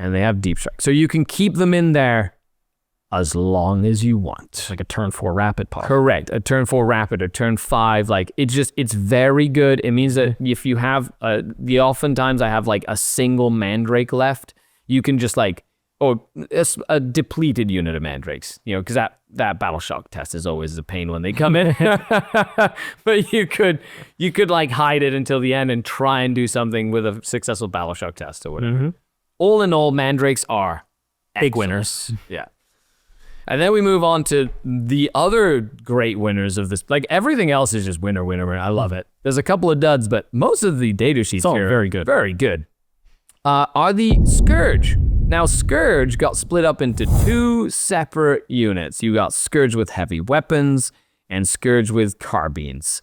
They both have completely distinct, and they needed it because carbines were never going to be taken. Carbines were never taken, but it's nice because, like crisis suits, they can kind of tweak them individually depending on what gets used. Now, as of now, Scourge with Scourge with guns are still going to be the best. Yes. They're just so good. They didn't restrict it where you have to run one of each weapon. You can run Bank, 4 Dark Lances, 4 Haywire, whatever you want. They did not box. That was a concern. That was a concern I was having. I have all my weapons magnetized. I've got tons of guns. So you can have 4 Dark Lances, 4 Haywires, 4 whatever. So yes, you can take 4 of any kind of weapon with a gun Scourge. The Scourge profile is 14-inch move. They're T3, 4-up save with a 5-up invul because they're very like aspect-y warrior stuff. They're leadership 7, 1 wounded, and 1 OC. Now, Scourge with heavy weapons can have 4 heavy weapons, and you can only ever have a unit of 5. There's no 10-man units anymore. And they kept their shoot and scoot. So that was needed for airborne evasion. Is the one thing that like otherwise they would be unusable unless they were 50. They would have to be crazy cheap. Correct. Yeah. So the ability to shoot and then not get shot back keeps them alive, and they're still vulnerable to like indirect fire and things like that. So there's ways to deal with them, but I think that they are one of the best units. And that's their data sheet role, so they don't have to pay pain tokens for it, which is important. It is very important. They do have Deep Strike as well, which keeps them, if you want a Deep Strike unit or 2 or whatever, you can. And the weapons they have are varied. You can take blasters, which we talked about, splitter cannons, the Haywires, which are not twin link, but they hit on 4s. The heat lance, if you want to do heat lances, you can have just 4 of those. You can have Dark Lances, my favorite, Dark Lances and Haywires. I think those are the two. Now, Skari, you might be saying, oh my god, full rerolls. We've only seen it on the Archon.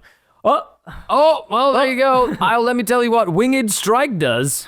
Their pain ability. The pain ability, I pay a pain token in the shooting phase, and guess what I get? Full reroll hit. Okay, so they can still do damage. Because even if they had the Fire Fade and the 4 weapons, but then didn't reroll hits, it'd be like, okay, well. Yeah, exactly. Oh, we went through all this just to be like, wah, wah. They're still good. Yes, they're still very good. I think the fact that they kept it is important because it is one of the main units that you need to do damage. Yes. And the reroll hits, especially if somebody were like to smoke a Rhino or something, all of a sudden we were hitting on 5s, like then you'd never see them. So Scourges with guns, good. So let's introduce their new version, Scourges with Shard Carbines. Now they can only have one special weapon and it's either a blaster or a shredder.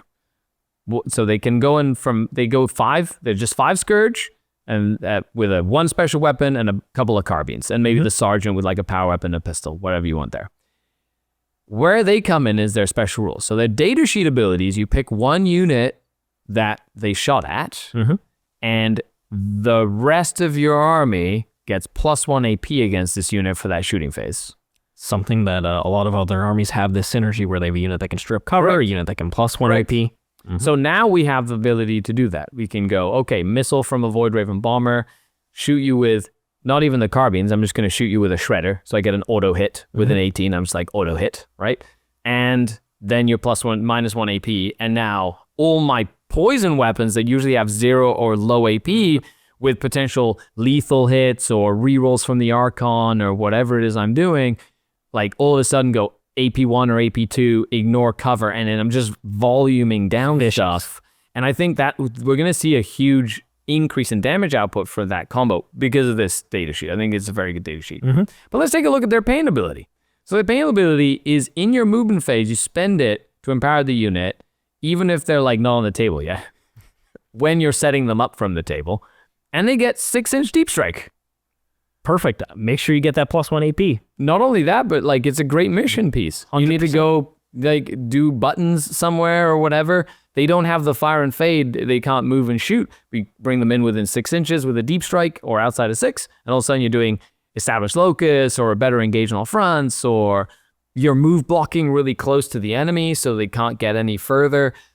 I really like this data sheet. Yeah, me too. It stood out to me. I was like, ooh, semi-Skystalker type unit. Correct. Yeah. And, they still die to a stiff breeze. But, I mean, you can still... Good for that go turn combo. Like, you bring it in on the deep strike turn 2, turn 3 when you need to do all that damage, and all of a sudden you get those stacking combos and you can get yourself out of a tight situation. Does it have any movement restriction for any other phases on there? As in, can you deep strike them in 6 inches away and then use a fire and fade potentially on them to get a bit closer? Oh, that's a very good, interesting thing. So when you use the swooping descent, you just cannot declare a charge. So yes, you 100%, if you have a detachment, which one of them does, where you can move after shooting, you can potentially get even closer. Yeah, or contest an objective, or like play a lot of that primary game. I think that Scourge unit is a very good unit. I like having extra synergy. Shenaniganery is what we like to call it. Synergy. So then we go into the transports and tanks. So the Raider, the Ravager, and the Venom. Yep. Which haven't changed too much in terms of the Ravager and the Venom. So we'll talk about the Raider in a second, because the Raider got the most changes. And it needed some. And it needed some, but it's very interesting changes. We'll get to that. So let's talk about the Venom. 14-inch move on the Venom, T6, 6 wounds, stealth, 4 up save, 6 up invul. Very similar to what a Venom was before. It has fire index 6 still, has deep strike. It's a little tiny transport. It still has the ability to split a unit of Kabalites or Wyches, and only Kabalite Warriors specifically, and Wyches. It's not the hand of the Archon. Correct. Now, also to note, Kabalite Warriors did lose their ability to sticky things from transports. So that's not just like a datasheet thing that Kabalite Warriors have. So it comes with the same sort of weapon options. Can have 2 splinter cannons, which is what you're going to take every time. Okay, moving on. It's just the 2 heavy bolters. You could take the rifle if you want, but there's no reason to. And then we have rapid deployment from the Venom, allowing the Venom to spend a pain token when it moves, to essentially advance, and then the unit inside can disembark, kind of like a Taurox. right? So it's just extra move. Yep, it's easy way to get a bunch of bodies on an objective, contest, or set up some Move blockers, something like that, or get the Venom behind a building to then get out and then get back in. maybe do an action in your opponent's deployment zone. Correct. Yeah, with the unit inside, because they just Behind count as doing a normal move, which is very handy. And then the Venom datasheet ability is still called Aerialists. So at the end of the fight phase, you can select a unit wholly within 6 and just re-embark it into the Venom. Now, this got a bit of a glow up. The Venom no longer has to be emptied to do this. You can mix and match multiple units or characters into the Venom if you want, which is awesome. So you can select one unit, but I mean, like, if there's one unit inside already, you can just grab another unit, whereas before you couldn't do that. So that's cool. Then we have the Ravager, the just generic gunboat. Still 14-inch move, like all of the vehicles here move 14. Toughness 9, 4 up save with a 6 up invul. 11 wounds though, which has always been a little bit weird break point. It's a weird break. Now it does damage at 4, so I think it suffers a bracket at 4 wounds left. So I guess that's why I'd rather be 10 wounds, honestly. Sure, and then not bracket. It is OC3 though, so that does come in handy more often than not, because its long nose means it can kind of get onto objectives with a rotate a lot of the time. It can be equipped with 3 Dark Lances or 3 Disintegrator Cannons. I prefer the Dark Lances personally. I will try the Disintegrator Cannons every once in a while to see if I can make something work with it, but Dark Lances are generally just gotta kill big stuff better, or at least hurt big stuff outside of combat. Correct. Now, it does have Deep Strike, which is also really handy for dating some angles if you want to have a reserve Ravager. And its rules. Now, it has Eradicate the Foe, so it gets 4 rerolls to hit, but only if it's shooting a unit that hasn't taken any wounds yet. Like it's Ballista Slight. Yeah, so it's really trying to go as the first activation. Yeah, it's got wants to shoot first and like maybe strip a couple of wounds and then use the Scourge to maybe like finish them off or whatever. But that's always risky because then if the Ravager kills the unit, then the Scourge don't get to shoot, and then the Scourge don't get to move back, and then you're in a world of trouble. But then there's also the issue where you want to potentially shoot the Voidraven Bomber, strip cover, you want to shoot the Scourge, the Shard Carbine wants to put +1 AP.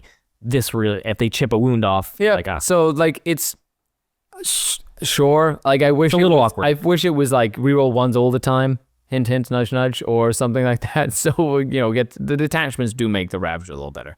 And then its pain ability is called Agonizing Suppression. So you pay a pain token in the shooting phase, you pick a unit that it hit, and they get -1 to hit. So, sure. Okay. Yeah. Just if you want to use a pain token to maybe be like, well, now your knight is -1 to hit even though I didn't kill you or something. Yeah, sure. I really want a damage buff out of it. Yeah, like it would be, I would like just either, like something else. It just feels like it's a miss, if that makes maybe a +1 to hit or something. Yeah, something like that would have been nice. And last but not least, we have the Raider for the vehicles. Now, the Raider got a crazy amount of changes. What did you think, like, reading through this? Sounds like you're going to always at least have one of these Raiders floating around. Right? There's going to be a Raider, and that's because the Raider got, like, 5 different rules. And a lot of synergy. And you can pick and choose depending on how you built your list. Sort of, it's like the most synergistic thing in the list based on what units you took. It's very cool. Really cool. I love it. It's like, I don't think we've ever seen something like this, like the first sort of thing we've seen like this. So it's 14 move, T8, so 1 less toughness than the Ravager, and it's only 10 wounds instead of 11, and it's OC2. Now, it does come equipped with either a Dark Lance or a Disintegrator Cannon. I like the Dark Lance, but, whatever you want there. Let's talk about its melee weapons.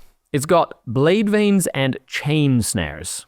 So it has 3 plus D3 close combat attacks.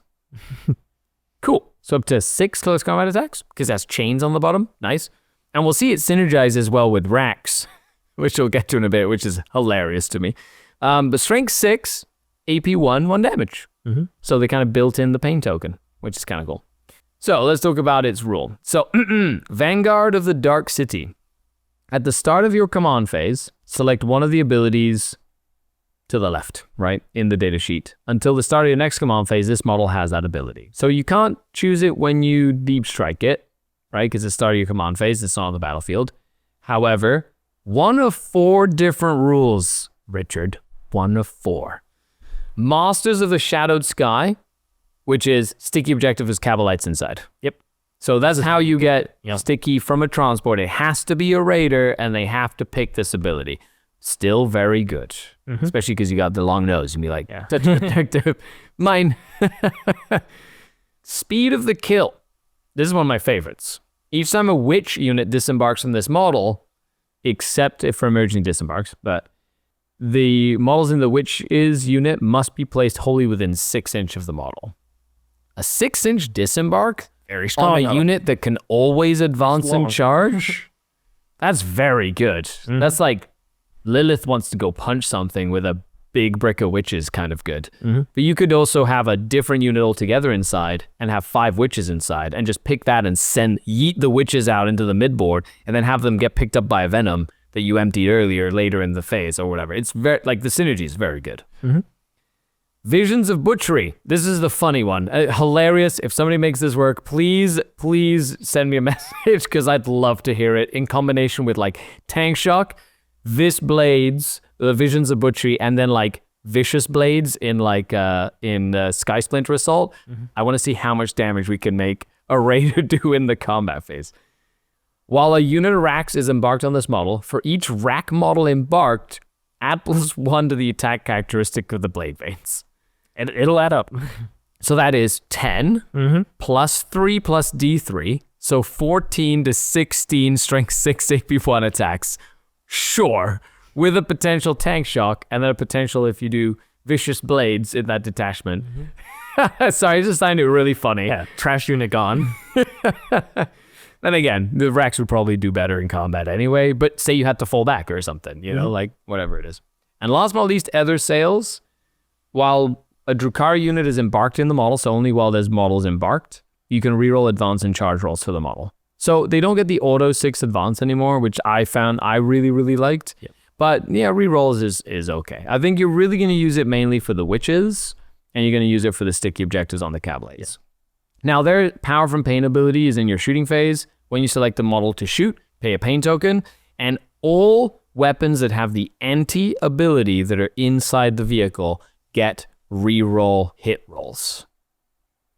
Not bad. Not terrible. So it's like just a bunch of splinter rifles in a Raider. Not a bad idea to have to just get full rerolls to hit. It is what it is. And those, I believe, are all of the data sheets in the Codex, which means we already mentioned that Urian Rakarth and Grotesques have been removed as they are Finecast models. In addition, that's going to be the Beast Pack, as well as the Court of the Archon with the Slits, Urgles, and... Please put an F in chat for some of my favorite legendary models. Yes. And now, a quick in memoriam.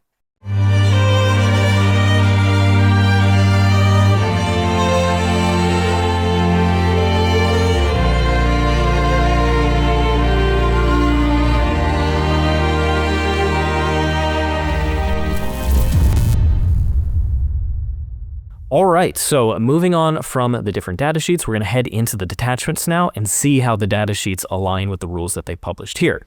And of course, there are several brand new ones or ones that existed but are completely changed because of how pain tokens changed. Yeah, it's very interesting. I love what they've done. There's a lot of flavor. Not all of them I would say are competitive in the sense that you'd want to like get consistent results at a tournament with them. However, I like the flavor they've added in. All right, so starting off, we're going to do a Realspace Raiders, which still exists, but it has quite a few changes here. So starting off, the detachment role is a Lines of Agony. At the start of the battle, you gain 2 pain tokens for each of the following combinations your army contains: 1 or more Archon and 1 or more Kabalite Warrior units, 1 or more Succubus models and 1 or more Witch units, and then 1 or more Haemonculus models and 1 or more Wracks models. So if you have at least 1 of each of the character types and 1 of each of the infantry battle line types, then you would start with 6 ones. 6 pain tokens before the first command phase, which then goes to 7. Potentially 8 with the Haemonculus. That's very, very good. So obviously you start with a really, really rich pain token economy here, which allows you to potentially get aggressive turn 1, otherwise, which is a little bit more difficult, or you can wait, stack them up, and then have like 2 back-to-back crippling turns. Yeah, it also means that you don't necessarily need to guarantee killing stuff to gain your pain tokens. You can use them or the battle shocks. And I really like it because this detachment has a lot more flavor to it because you kind of want to take every single thing in that list now. It's not like taking a Haemonculus is bad. Yeah. So you get cool stuff for taking things you want to take anyway. It's very, very synergistic. So Drukhari fans, I think, will like this one. This will be a good baseline way to play the army. Yeah, then we go into the enhancements as well. So Dark Vitality is the first one. It goes on any Drukhari model. The bearer's unit is always empowered. You do not need to spend any pain tokens to activate that unit's pain abilities. So something like an Archon in the hand of the Archon just means they will have it all the time, every time they do anything. It's okay. Like, to be honest, I like it. It's powerful. It's not one of the best ones, though. Yep. Speaking of, we've got the Archon one, Labyrinthine Cunning. At the start of your command phase, if the bearer is on the battlefield, you can do one of the following. Spend 1 pain token to simply gain a CP. Done.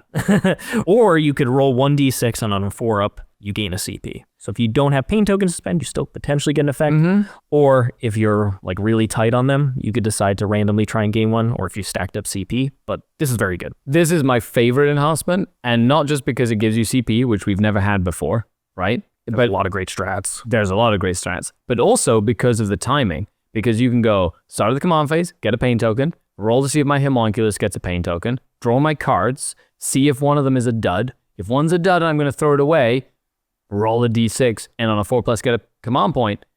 Or like if I need a command point in that turn, get a command. Like it gives you so much flexibility on what you're going to do with it. Now the Archon does have to be on the battlefield, so it means if he is embarked in a transport like a raider, then you won't be able to use this. Correct. So it is, it's not quite automatic if you're trying to transport them around.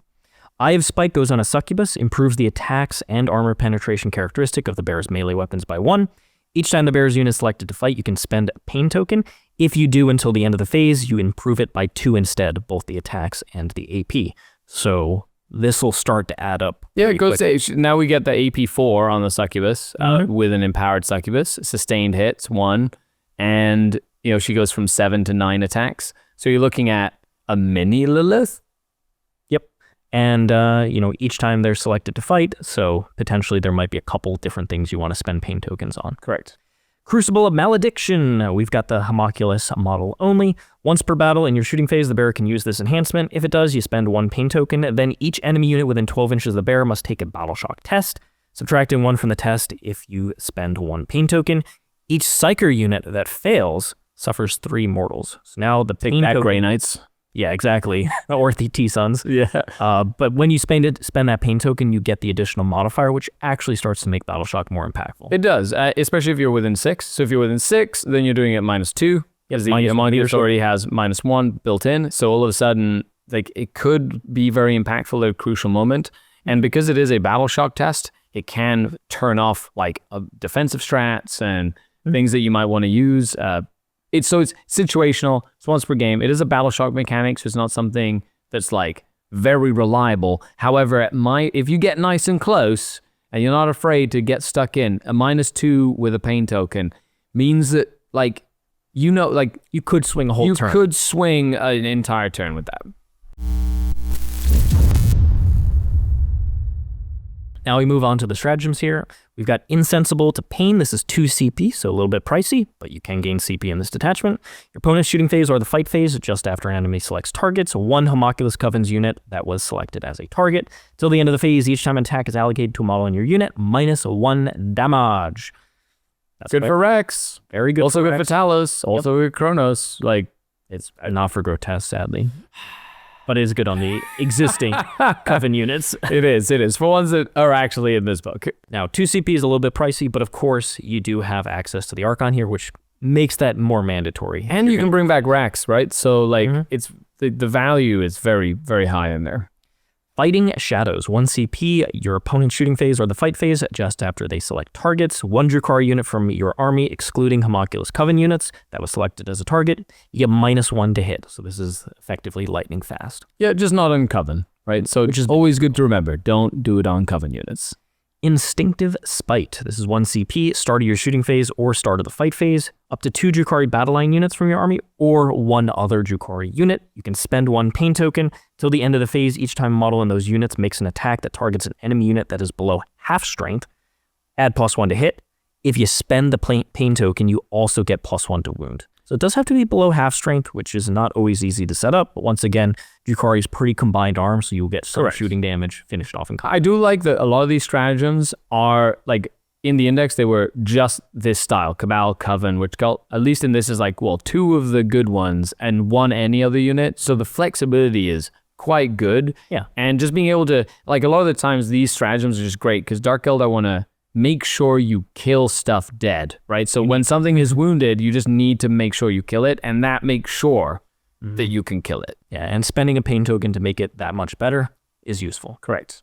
Now, to note, these are not pain tokens you spend to empower. They're like pain tokens you have to discard, essentially. Yeah. Like they're not they're in addition to like an empowering token. Does that, so bringing up that wording, does that mean for the Cronos ability, since you're not empowering something, you can't roll the 5-up? Correct. Or 4-up? Okay. I believe, yes, because it's for an empowering specifically. Okay. 1 CP Dark Harvest. Start of the fight phase, up to 2 Wracks units from your army or 1 other Drukhari unit. Till the end of the phase, melee weapons gain lethal hits. It's a nice way to punch up into some tougher targets, especially with the volume of attacks that Drukhari have. And then 1 CP Eager for the Fight. Start of your movement phase, up to 2 Witch units or 1 Drukhari unit that have not been selected to move. Till the end of the phase, each time they advance, do not make an advanced roll. Instead, you get a flat 6 to your move characteristic. And this is not cumulative with the Reavers' matchless speed, which And it's Witch Cult unit, correct? Or is it Witch? 2 Witch units or 1 other unit. Drukhari unit. So you can use it for like Hellions, or you can use it for like the Reaver jet bikes. They already auto advance 8 if you use a pain token, so you can't do it with that.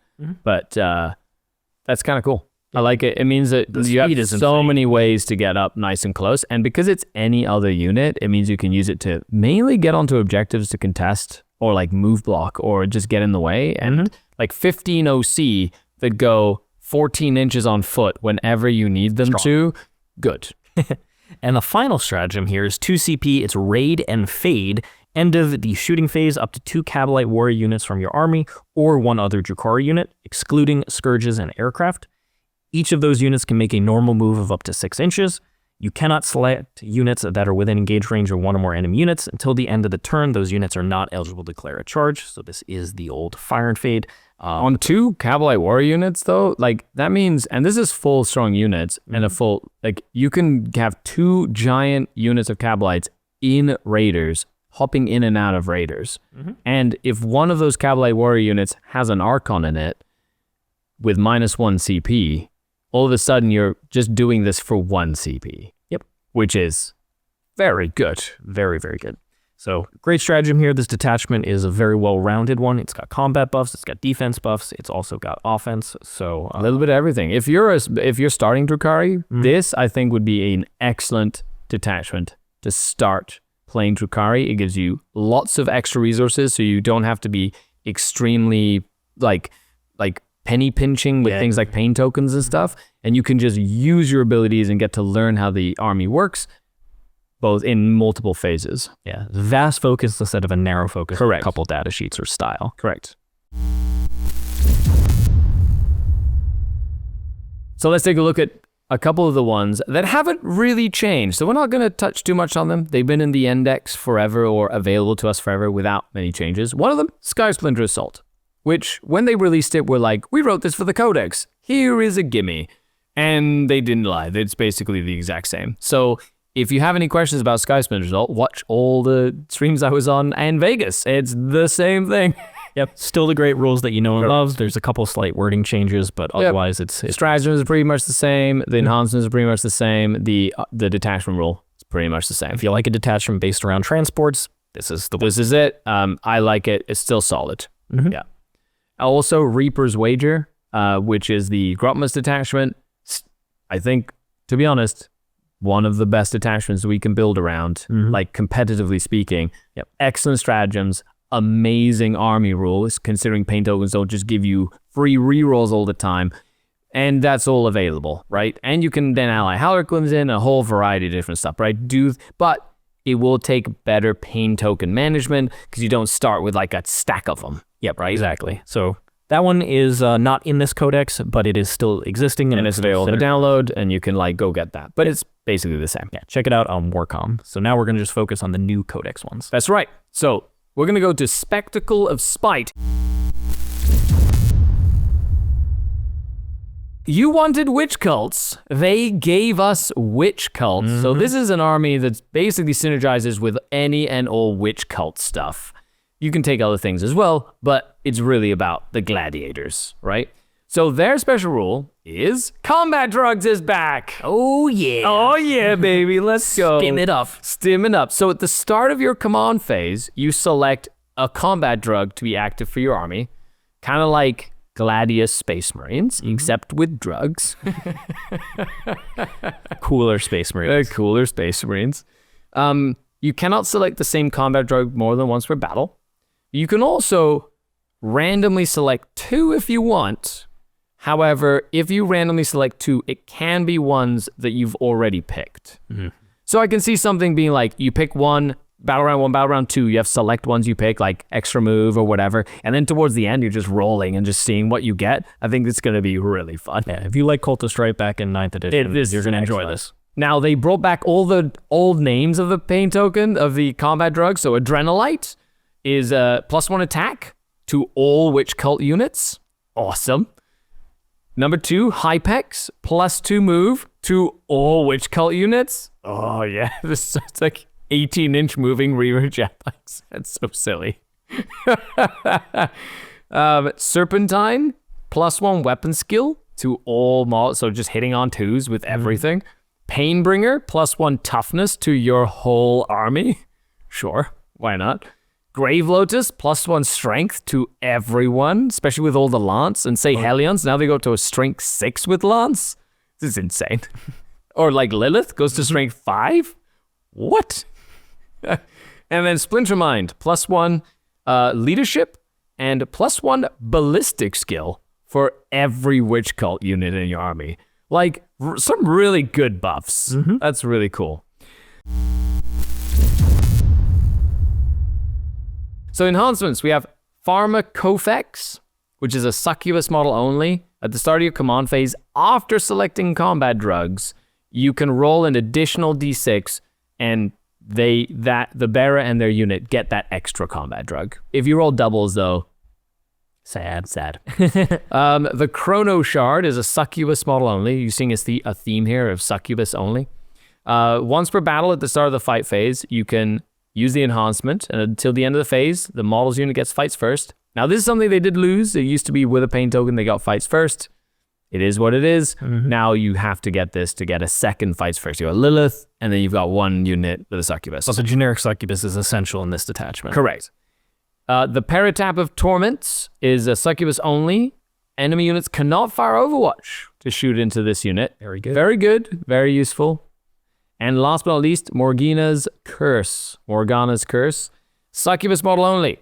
+1 AP, +1 damage. Ooh. Finally. There we go. You're looking at 7 AP3, 2 damage precision attacks. This is a callback to Murder Succubus. Not nearly as murdery, but finally. Getting closer. Like, this is a Succubus that I could get behind with +1 damage.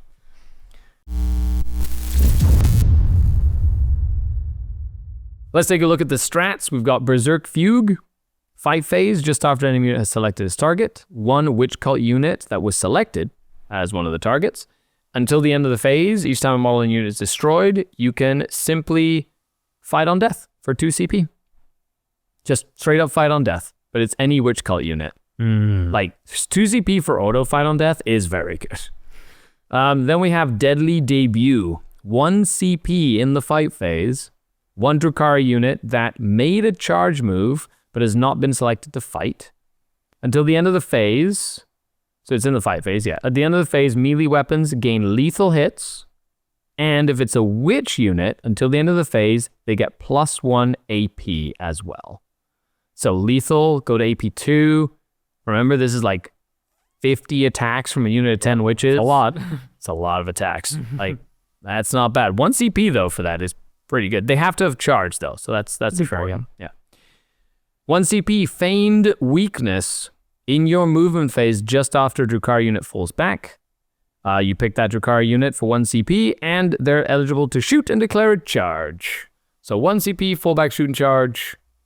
Solid. Witches already have it with a pain token. Yeah, so it's Reavers, Hellions, Reavers, you know, and if you don't have pain tokens, they could probably shoot something, get a pain token, and then have another unit do it. You know, there's lots of cool things you can do with that. Preternatural preternatural ability. Oh, I almost got that one wrong. 1 CP start of your movement or charge phase, 1 witch cult unit from your army. Until the end of the phase, each time your unit makes a normal, advanced, or charge move, you can ignore any modifiers to its move characteristics or advance and charge rolls. And until the end of the turn, each time a model in unit makes a move, you can move horizontally through models, but you cannot end a normal advanced move with engagement. You can't end an engagement range, but you can move over screens. It only really works for like foot witches, I guess, because Reavers and Hellions already fly. So sure. And they have insane distance. Yeah, it's also a kind of way, because you can do it, you cannot do it when you fall back though, which means you cannot use it to circumvent desperate escapes. But you know, it is what it is. 2 CP for a challenge met. End of your opponent's movement phase, 1 witch cult unit from your army that can declare a charge. Select an enemy unit within 9. Select an enemy within 9 that was set up on the battlefield or that ended a normal or advanced move, and then your unit can just declare a charge into it. It's a reactive charge. That's cool. That's 2 CP for 9 inches away. Like, that's actually really good. That's better than the Space Wolf one, which is like 6 inches away or whatever. Even if the charge is successful, they don't get a charge bonus, so they don't get fights first. But if you're charging with a unit that just gets fights first, or if they're not going to get charged back, you get to fight first anyway because it's your opponent's turn. That's very powerful. That's very strong. It's like a surge move without getting shot. Which you don't want to get. Which you don't want to get shot. Like, that's excellent.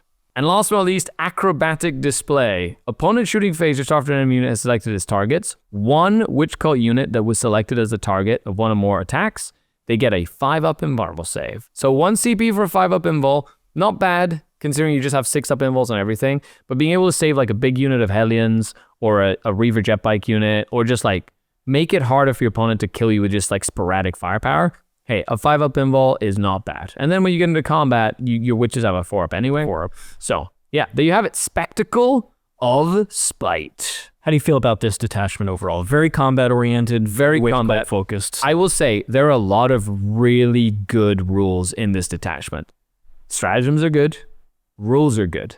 Now, it really enhances data sheets that are like okay, but you're gonna miss out on a lot of the like the Kabalite stuff and the witch cult, like that sort of thing. So even though you're running Spectacle of Spite, I wouldn't be surprised you still see an Archon, you still see still see Malys in there, right? You're gonna see the generic Drukhari stuff, but I think flavor-wise, this is a very fun and flavorful detachment. I'll run it to a couple of GTs and RTTs, and it will catch people by surprise, how fast, how killy you can be. So I've done it before with Reaper's Wager, because I could get lethal hits and ignore Overwatch. They just put that in this detachment, and it's better. I think one of the big positives for Drukhari as a whole is that the data sheets are all very good. They're good. The vast majority of them have really nice roles and purposes, and they do them well.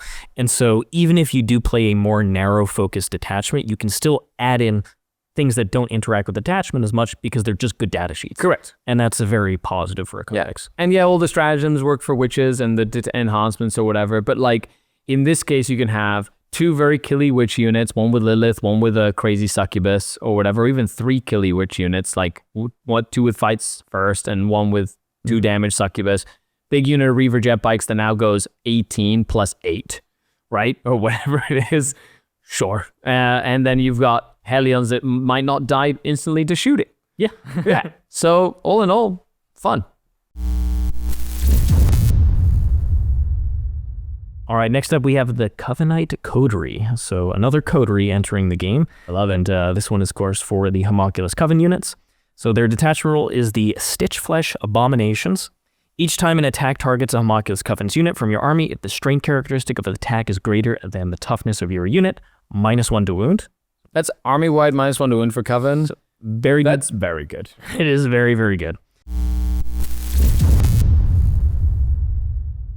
And then we look at these enhancements here. Master Regenerist. This is a Haemonculus model only. Each time the bearer uses its Fleshcraft ability, you can return up to D3 plus 3 destroyed bodyguard models to the bearer's unit instead of D3 plus 1. That's really cool. Like the fact that you can just pay a pain token and bring back up to 6 models from a unit means that Worth it. it's very nice. Yeah, you're taking this for sure. Master Nemesine. Haemonculus model only. The bearer's weapons have anti-beast 2+ and anti-monster 4+ abilities. Sure. I do like that they use There's not a lot of anti-beast. It's unique. It is unique. You go up to a beast of Nurgle. But Get to death. You know, I'm not really counting on the Haemonculus to really murder bigger targets. That's not what they're designed for. Master Artisan, Haemonculus model only. Add 1 to the bearer's wounds characteristic and add 1 to the toughness characteristic of models in the bearer's unit. That one I will take. For So T5 Wracks, and he gets +1 wound, goes to 6 wounds with his Feel No Pain. Pretty decent. You know, it's like not bad. However, it does mean that now strength 5 weapons don't get -1 to wound you. But at the same time, then they're really tough. Like, it's good and bad. I like that one. Absolutely. I mean, it matters a lot for like strength 8 and strength 9 weapons, which if you are T4 -1 to wound, you're wounding on 3s, but now it'll go to 4s because of the T5. Yeah, and I think Wracks and Haemonculuses are a big thing. I think so. Yep. Master Repugnamancer Aura. Haemonculus model only. Add 1 to the range of the bearer's Fear Incarnate ability, and each time a friendly Drukhari unit with a 9 of the bearer fails a battle shock test or is destroyed, roll 1d6 on a 4-up, you gain 1 pain token. So this is a different way to gain pain tokens. And of course, if Drukhari models are being battle shocked or more likely destroyed and nearby, with cheap units is going to happen. It's like, I kill you, I get pain tokens. You kill me, I get pain tokens. So that one I also quite like a lot. I think there's 3 very good ones here. Yeah, and the leadership, -1 leadership at 12 inches now. If only you could flip it with the Crucible of Malediction. Yeah. That'd be like the perfect combo. But a 12-inch bubble of -1 leadership with automatic battle shock tests, and then just keep everything around him like MSU trash that's gonna die. He's gonna, thank you. I'll take a pain token for you killing 3 witches. Thank you. I'll take a pain token for you killing a Venom. I'll take it. I'll take it. All right, we got the 6 stratagems here. Post-mortality, 1 CP used in any phase, 1 Haemonculus model from your army that was just destroyed. You can use this stratagem on the model even though it was just destroyed. Spend 1 to 3 pain tokens. At the end of the phase, set the destroyed model back up on the battlefield as close as possible to where it was destroyed and not within engage range of any enemy units, with a number of wounds remaining equal to the pain tokens that you used for it. You cannot use the stratagem if you have 0 pain tokens, and you cannot target the same Haemonculus model with the stratagem more than once per battle. But it is a way to keep things alive. And of course, if they heal back and the Wracks are still alive, they get back in the unit like the Haemonculus. Yeah, and then you can bring them back. Like, bringing back Haemonculus from the dead. It's Hallowed Martyrs, Awakened Dynasty. We all know Old Urien. We all know how annoying that can be. That's awesome. I love having a stratagem like that in here. Symphony of Suffering. 1 CP, fight phase just after a Drukhari unit from your army destroys an enemy unit. You pick that Drukhari unit. Each enemy unit within 9 inches invisible to your unit must take a battle shock test, subtracting 1 from the test if your unit is a Haemonculus Coven's unit. So another way to try and get more battle shocks failed to generate more pain tokens. Yeah, not only that, but if it's a Haemonculus unit, then you're close by. It's like -2 again. Like there's, you know, it's a good amount of battle shock synergy in this compared to some of the others. Correct. Poisoner's Art. 1 CP. Fight phase just after Haemonculus Coven's unit from your army is fought. That Coven unit. Select 1 enemy unit, excluding vehicles, hit by 1 or more of your unit's attacks this phase. Until the end of the phase, each enemy unit is poisoned. The start of each command phase, roll 1d6 for each poison unit on the battlefield. On a 4+, that unit suffers D3 mortals, which means that if you poison things over time and keep using I love that this is like a permanent effect that cannot be taken away. No, you're just like, you can just go up to like, it can't be vehicles, but say you go to like monster or something and just like, you hit them like turn 1, and then is it every command phase or every? So fight phase just after Haemonculus unit fought. So that's it, about every command phase. At the start of each command phase. So if I go in my first fight phase and tag you with a Coven unit, and I spend that CP, then it's your command phase, my command phase, your command phase, my command phase. On a 4+, you take D3 mortals, they just slowly wither over time. Yeah. Like imagine like a Carnifex or something, be like, then just slowly. This is art. This is actually like, it's probably going to be something, if people get it to work, would be so obnoxious for your opponent. Like they'd be so upset. It's every probably time. Realistic to maybe get this turn 2, but probably turn 3 onward is going to be the easiest once they're all. That's still like 6 command phases. Yeah. You know? Their late game falls apart. Yeah. Like imagine doing it on like a really nasty unit like Deathwing Knights or, you know, something you're like, I can't kill you. I might as well just slowly, they can grind wither over time. Then we have 2 CP Distiller's Fear, fight phase, 1 Haemonculus Coven's unit that has not been selected to fight yet. Till the end of the phase, each time model in your unit makes an attack that targets an enemy unit that is battle shock, specifically, that attack has dev wounds. So it's 2 CP, the unit has to be battle shocked, but you get dev wounds. Now, it is easier to battle shock things in this detachment, so there are some synergy there, but 2 CP is a little bit pricey for... It is. Forced on a specific target. Right, and it's only Coven units that get this? Yes. So like a Talos unit with like twin linked, the Wrack units have twin linked. So like you will get value out of it if it is like a 40 attack Wrack unit with twin linked with no cap on dev wounds. Like, it's gonna add up. Yeah, sure. Like you go in and you go, hey, I killed a small thing. Everybody within 6 inches takes a battle shock test. Like you can set it up, but because it is a battle shock mechanic, they could just roll boxcars and then they're like, oh, I'm fine. And you're like, oh, well, there goes my plan. You do need to stack up quite a bit of CP to get these plays going. Yeah. Then we have Connoisseurs of Pain, 1 CP, your opponent's shooting phase or the fight phase. Just after an enemy unit has selected its targets, you pick a Drukhari unit from your army that was selected as one of the targets, spend 1 pain token.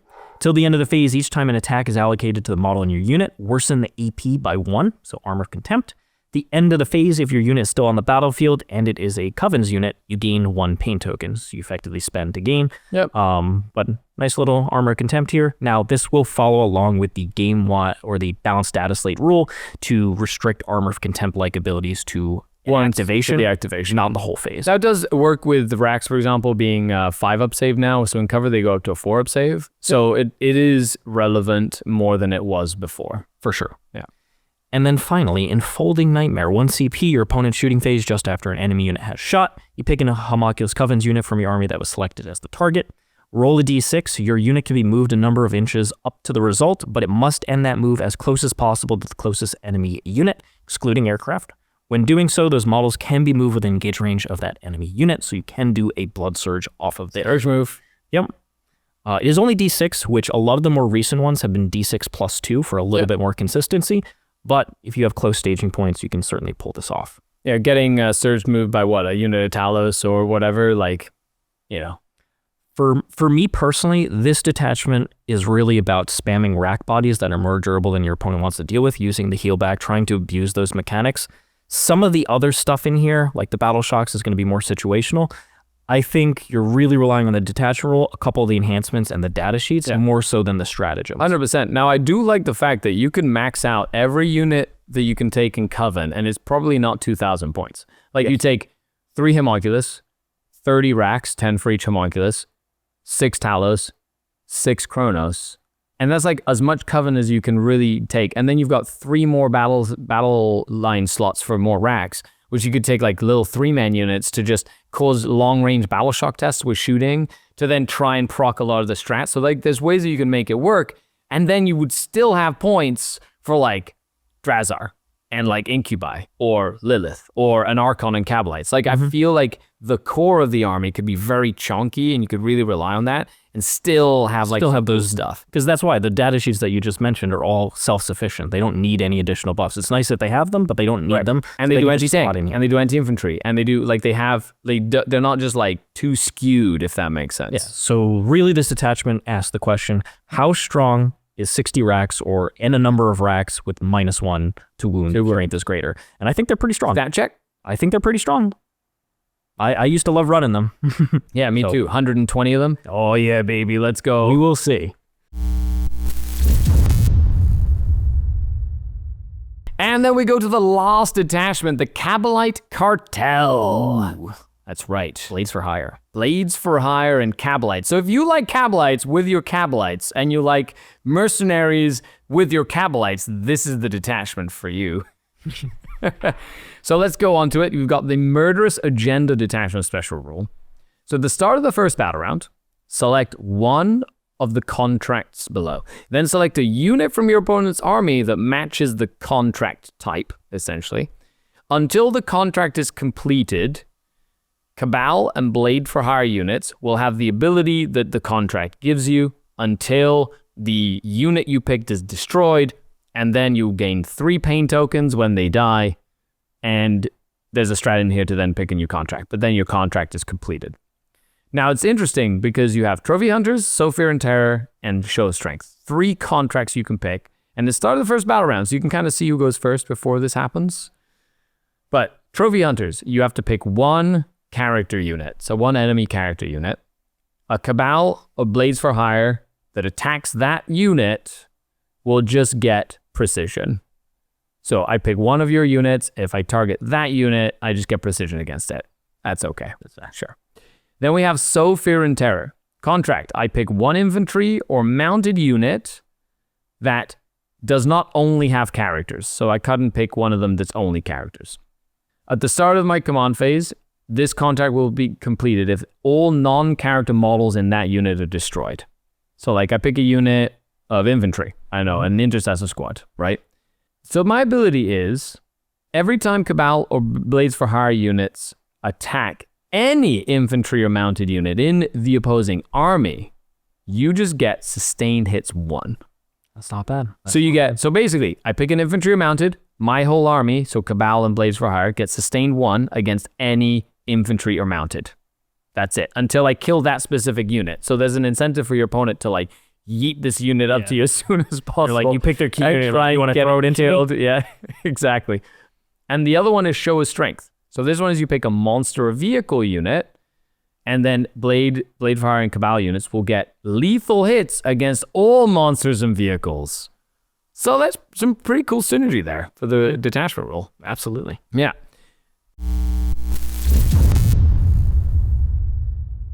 The enhancements, Leech Bite Plate. It's an Archon model only. They get a 3-up armor save, and at the start of either player's command phase, they can spend a pain token and just regain all lost wounds.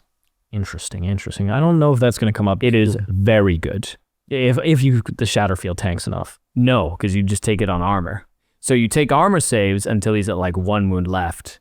And then at the start of the command phase, you go boop, and you never use your shadow field. What if unless you dies, Skari? Unless you're a risk taker. No, you can take every save on whatever. So you go down to 1 wound, then start taking shadow field saves. If he dies, he dies. But if not, he's coming back. And it's a 3-up save. So in cover, you're getting like some good saves. Just saying. Webway All, Archon model only. Models in the Bear's unit have deep strike ability, so that's pretty good. So you can have a hand, or you can have a court or incubi with deep strike, and they can rapid ingress for 0 CP. So free rapid ingress. Free rapid is always good. That's not bad. An informant network, Archon only. Can you see the theme? Archon. At the start of the Declare Battles formation, select up to 3 Kabalite Warriors and or Hand of the Archon units, and they gain Infiltrator. Very good. That's very good, especially with Malys in there, who is an Archon and can redeploy. Like, that's very good. And then last but not least, Towering Arrogance. Archon model only, while the bear is leading a unit, improve the leadership and objective control by 1. Did we say... We're getting nutty on OC here. It says 20 OC for 5 little guys? 22 OC? No, 23 OC for 5 guys with an Archon out of a Venom that advanced and dumped them onto your objective. No objective for you. I like the enhancements. They're okay. Yeah, I like the last 2 especially. Yeah. And last but not least, the stratagems. Double cross 1 CP in the fight phase just after an enemy unit has selected its targets. Now, this is a very confusing stratagem. I had to read it like 4 times. So, 1 Cabal or Blade for Hire unit that was selected as a target of the attacks, and then you have to pick 1 other Drukhari unit that's like in the same combat essentially, that's not a vehicle. So it works well if you have Cronos nearby specifically, or Talos. But basically, until the end of the phase, each time you would allocate an attack to a Cabal model or a Blade for Hire model, if the Drukhari unit is within engagement range of the attacking model. So I'm not sure if it's like a model-to-model basis here or something like that, but you can basically make sure that the attack takes a devastating wound. Like you just get 1 dev wound essentially onto the model that's nearby. So it's a weird way of doing the Hallowed Martyr stuff, but it's super complicated to pull off. Yeah. Then we have Taken Alive, 1 CP in the fight phase, 1 Drukhari unit that is not fought. Until the end of the phase, each time a model makes an attack, you get +1 to hit. Just +1 to hit for 1 CP. If your contract unit is destroyed as a result of this attack, then everyone in your opponent's army has to take a battle shock test. That's a lot of pain tokens, potentially. Sure. You cannot gain more than 3 pain tokens as a result of failed battle shock test. Never mind. So it is the fight phase, it's any fight phase. So say you charge me with your blade contract and I kill it and I go, okay, your entire army takes a shadow in the warp test or whatever. Amazing. Then in my turn, all your stuff is battle shocked. Very situational, as most battle shock things are. Yeah. Tailored toxins. Your shooting or the fight phase. 1 Cabal or Blade for Hire unit that has not been selected to shoot or fight. Until the end of the phase, each time a model in a unit makes an attack that targets your contract unit, unmodified hit rolls of 5 score a critical hit. Now, of course, this works best with lethals and or sustains from like Lady Malys or things like that. Contract rule. Or the contract rule specifically, so just make sure you keep that in mind. It's just 1 CP, but it's only against your contract unit, so it's like, you know, it's really good against that one unit. Enemies without number, 1 CP in your command phase just after you complete your contract, because you check completion of your contract at the end of your command phase, so you can like have a whole battle round essentially to kind of get stuff done. But you can spend 1 CP as long as your Archon Warlord is on the table, very specific, and then you can basically pick another contract. Okay. So you can recycle the contract. I think a detachment rule like this needs some sort of flexibility with it. Now, if you play against it, make sure you hunt out that Archon Warlord and try to get him down to like to make sure it doesn't come back, and then go and like send your unit that's a contract to die as quickly as possible. Making a point, 1 CP in your shooting phase, 1 Kabalite Warrior unit or Hand of the Archon unit that has not been selected to shoot. Until the end of the phase, that unit gets +1 ballistic skill and +1 armor penetration. So +1 AP, +1 ballistic skill, +1 AP, ignore cover. Yeah. And hits on 2s. That's a lot of stacking buffs. That's 1 CP. That's free for an Archon unit. That's not bad. That's a really good stratagem. And Deadly Deceivers, 1 CP in your opponent's shooting phase just after an enemy unit has selected as targets. 1 Cabal or Blade for Hire unit selected as the target of one or more attacks. They get Lone Op 18. Okay, very interesting. Yeah. Feels like a collection of rules that are kind of a little bit niche. Yeah, I would say. It is definitely one of the more niche detachments. If you don't like witches, and you don't like Coven, and you don't like Harlequins, you know, but you still love Drukhari. you still love Drukhari, you can take Scourge, Mandrakes, Incubi, and Kabalites in transports. And it's a workable detachment that has cool stuff for you. Is it the best? It's probably outclassed by a couple of the other detachments, but it's just really fun and cinematic, you know? So having just a rough look at these, how do you think you would kind of rank the different detachments Drukhari have access to overall? So First impressions after reading the book, I really rate Realspace Raid quite high. I think it's on par with Reaper's Wager. I think the rerolls to hit from Reaper's Wager, in addition to fantastic stratagems, like just the ignore cover alone, ignore Overwatch alone, I think those two are up there. I think if you're a very experienced Drukhari player, Reaper's Wager will be very good. I think if you're just starting or you just want to have an easier time playing the faction to use the rule mechanics that are in the book, you're going to be gravitating towards not Sky Splinter. You're going to be gravitating towards the Realspace Raiders. And then you have Sky Splinter Assault, I think is close there.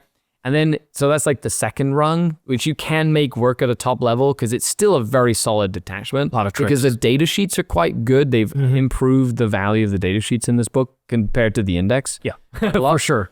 And then, of course, I think the Coven, the Witch Cult one, I think the Witch Cult is not as strong as the Coven in like a straight up fight. Yeah. But I do think that they both have interchangeability where you go to a GT, you might go X and something, you know what I mean? Like you're going to run into stuff that gives you a hard time, but you're not like losing just terribly, right?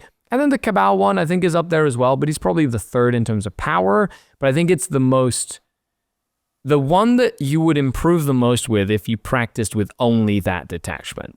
Like it has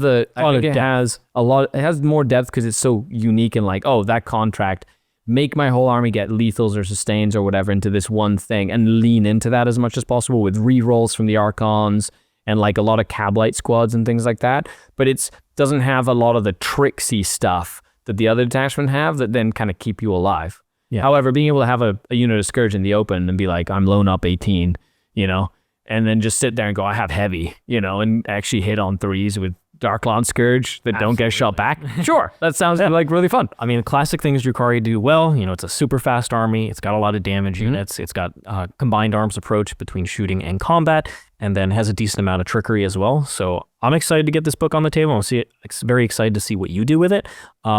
Any final big picture thoughts as we close out the review here? So make sure you have a good read. Right? Do not skip over things because there's little nuances that we missed, right? Like the first time I read it, I didn't notice that Incubi would strength 5, right? I didn't notice that all the little AP on the different guns had changed and like the odd weapon profile has changed because I played this book so much that it's just ingrained in my brain. Read it, right? Take a look and try and do the combos. And I think what I would say to all of you new Drukhari players out there or veteran Drukhari players, you're going to want to take everything. And you're going to have to not. You're going to have to make a sacrifice. You're going to have to pick the combos you want and lean into them. Don't try to take everything, because if you do that, you will get nothing. Kind of delete correct purposes. And that's the issue I've been having, is I want one of everything. I mean, that's a great place to be, though, that there's so many different things that are viable and strong in unique. Games Workshop said I could have every role in the game. They're just all over the place. The only way I can get them is if I combo them. You've got to become the max. Combo them good. But, you know, sometimes you're just not going to be able to take that Hellion unit, or, you know, that Reaver Jetfighter unit's going to be 3 instead of 6 or whatever it is. So you're going to have to figure that out. And I will, of course, do a lot of practice. Of course, we've got lots of games in the war room. We're going to be doing a whole bunch of different content. Stay tuned for all that. Yeah. But this is our time. The hype for the Darkkin. So thank you so much, everybody, for watching. Hope you enjoyed this review. If you did, please give us a like, subscribe to the channel to make friends about us. All of that massively helps us grow. In addition, leave a comment below letting us know what you think of the new Drukhari book, what you're excited to run, which detachment you're going to be playing. We'd love to hear from you.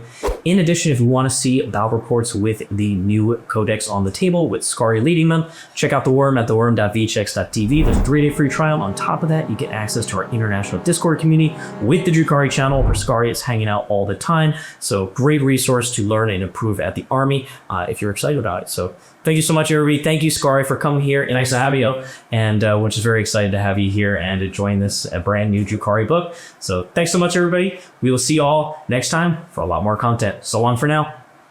All right, so that is going to be the review of the Codex as a whole. We are now going to dive into the MFM for Drukhari for the Codex points. Now, as always, these are not 100% finished. They could change before the official document is published on the Warhammer community website, but for now, these are the ones that we have, and usually they end up being basically the same as this when the MFM is published, so we expect these to be quite accurate.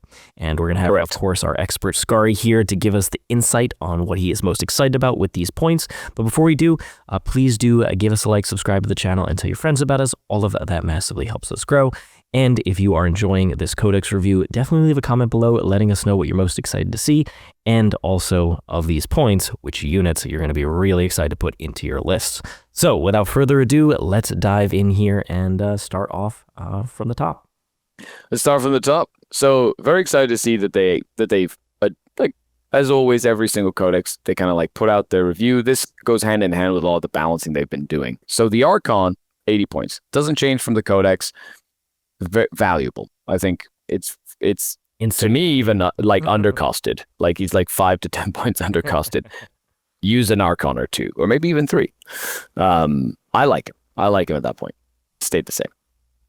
Also, Cronos ended up staying the same here at 55 points for 1 model and 110 for 2, which is frankly pretty cheap. We were talking about how maybe the Cronos isn't needed, but is a nice choice in certain builds that really want to make sure you have those guaranteed tokens. I still like the 1. To be honest, I still like the 1 just in case, because you're not going to be taking the Haemonculus as much, I don't think, in practice. Based on practice, I won't take 1. So I'd like to have that 1 pain token potentially turn into 2 for like a movement phase thing, where I can do like Reaver Jet Bikes, move up, and then still have 1 to like shoot with like a Scourge unit or something, right? So I'm thinking 1 will be good. I don't see you spending 110 points for 2, except in Coven, right? And even then, maybe only 1 unit of those, but I'm honestly struggling to see justify that. Yeah. But Drazhar went down 5 points. I love Drazhar. I ran him into Jack in a game that I played against his World Eaters with Incubi, and he went down in points. Honestly, awesome. And I think he's going to be great as like a little solo piece. Like I think his role as a tournament staple is going to be cemented with that point value. Yeah, I think so for sure. The Haemonculus ends up remaining unchanged at 70 points. Very good in the Coven detachment. Could be seen in some of the other ones if you do go for a rack unit, but I'm not sure. Leadership stuff or a rack stuff, and then, sitting in the back corner to give you an extra pain token every once in a while. Still a decent choice. However, it's between that or 15 points less for Cronos. You'd probably go for the Cronos because it's on a 4-up for each pain token instead of 1 extra 1 on a 4-up. Yeah, I think there's significantly more value there. Now, Hounded Archon. This is one that we were a little bit, up and down. 125. Yeah, it went down 5 points. 125. 125 for the Hand of the Archon from the Codex. It's still a little bit too expensive for what I would consider. I'd pay 10 less points for a unit of Kabalites, get double the OC on the units, more special weapons, and I can split the squad in Venoms, which in my opinion is more valuable. There is play in Kabalite Cartel to have like a infiltrate scout unit that can do a lot of early game pressure, and it will beat up a unit of scouts, that sort of thing. But it is going to be one of those, if you have a plan for it, yes, but it's not an auto take for me in any of my lists. Now, the Hellions, on the other hand, these are some of the subtle all-stars of this codex. If they're so good. Table. How you feeling at 85, 170? I'm taking at least 2 units of 5, but you could very much justify 2 5s and a 10 or 2 10s and take 20 or even 25. If you're running Witch Cult, I could see a list with 30 of these things. They are hammers. They kill things. They don't survive very long, but they kill stuff. And them going down points from Codex is insane, but it's great for us. At least so enjoy it while it lasts. It's great because Hellions have not really been too much of a feature of the Drukhari list. I know you've found them occasionally, but right now, especially in the cult detachment, wow, these are going to be in your list.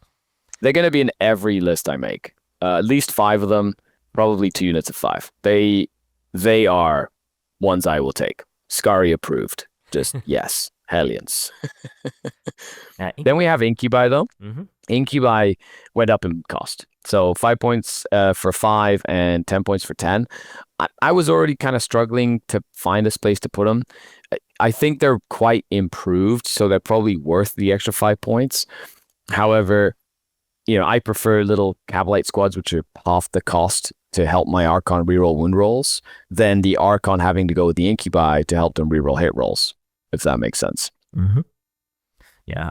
I take them every once in a while, but sure. They're decent. They're worth the 90, but I wouldn't take 3 squads of them. Yeah, if you were running Drazhar already with 5 Incubi, you're effectively the same because he went down 5, they go up 5. Correct. But if you were trying to spam them a bit more, you will take a little bit of a hit compared to the Codex points. Right. But ultimately, it's not a huge one. If you love Incubi, they're basically still there. And then we have Kabalite Warriors. They stayed at 115. I think they're worth 110, right? So they're a little bit expensive. However, I think they're going to be a staple, and you're sort of stuck into taking 1 at least, maybe 2 squads in every list, in every detachment.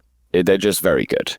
Yeah, I think any unit that can split up and is effectively a 55 to 60 point unit is extremely good and valuable. And Jaegers know that too. Oh, I know, Skari. I love my 245 point little. I know. And you take 6 trash units, right? 2 little carriers. Same with me. Yep. 20 Kabalites, 2 Venoms, 6 trash units, and they're awesome trash units. They're not just trash; they're good trash. Yeah.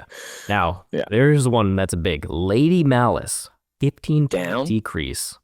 15 points. I took her in every list, and now I just get points because I took her. Amazing. She is still you should probably start your list with Malys.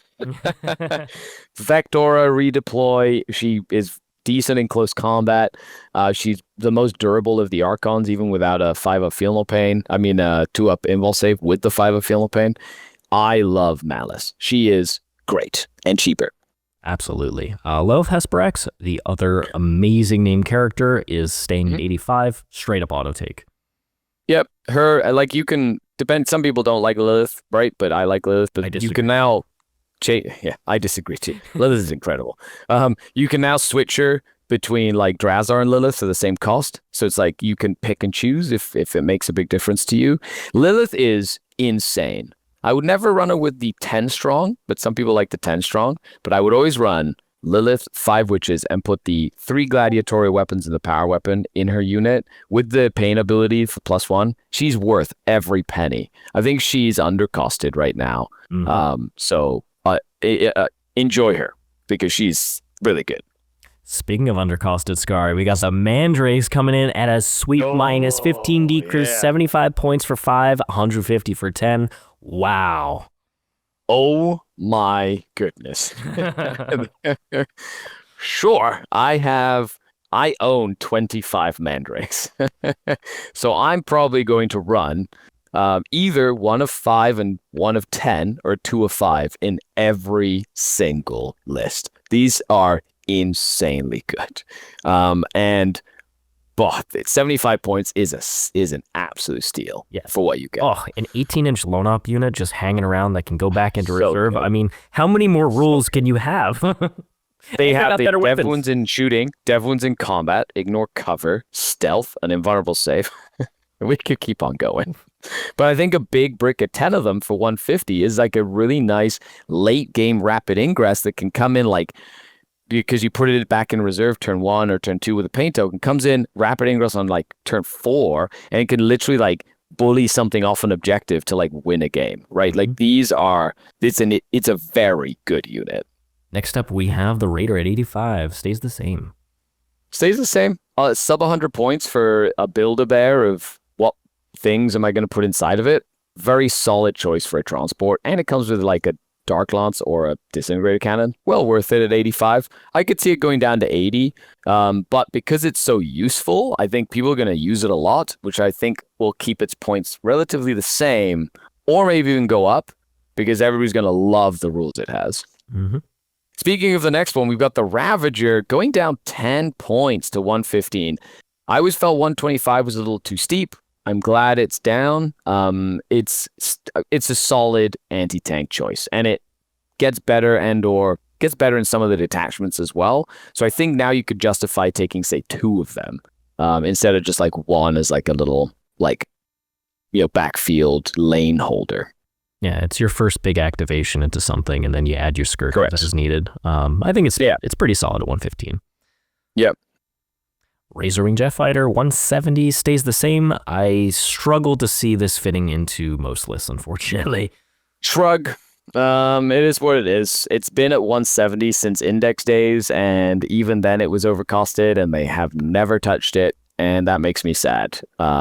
Games Workshop, why do you do this to Flyers? Why? I want to use my really cool looking models. All right, now we have Reaver Jet Bike. So they go down for the 6 model unit, down 10 points to 130, and then 70 for the 3 model. So it's a little bit pricier than the index, but still for how fast they move and the upgrade they got on their data sheet, I quite like them. They went up 5 points for a 3-man, I believe, because it was 65 from the index. And then the 6-man was 120 before. So it's a little bit, like, yes, a little bit more expensive. But to be honest, with the revamp the Reavers got, they're another contender for one of the best units that got a glow up for the Codex. They're incredibly fast. They can actually kill stuff in combat now. And they're just such a versatile unit. They're like what's going to replace the Beastmaster in a lot of jail lists, because a 6-strong unit is like 5 points more than what a Beastmaster was, except it's 24 inches off the line instead of 21 inches off the line, which is a better jail, but you have to kind of go around buildings, sure.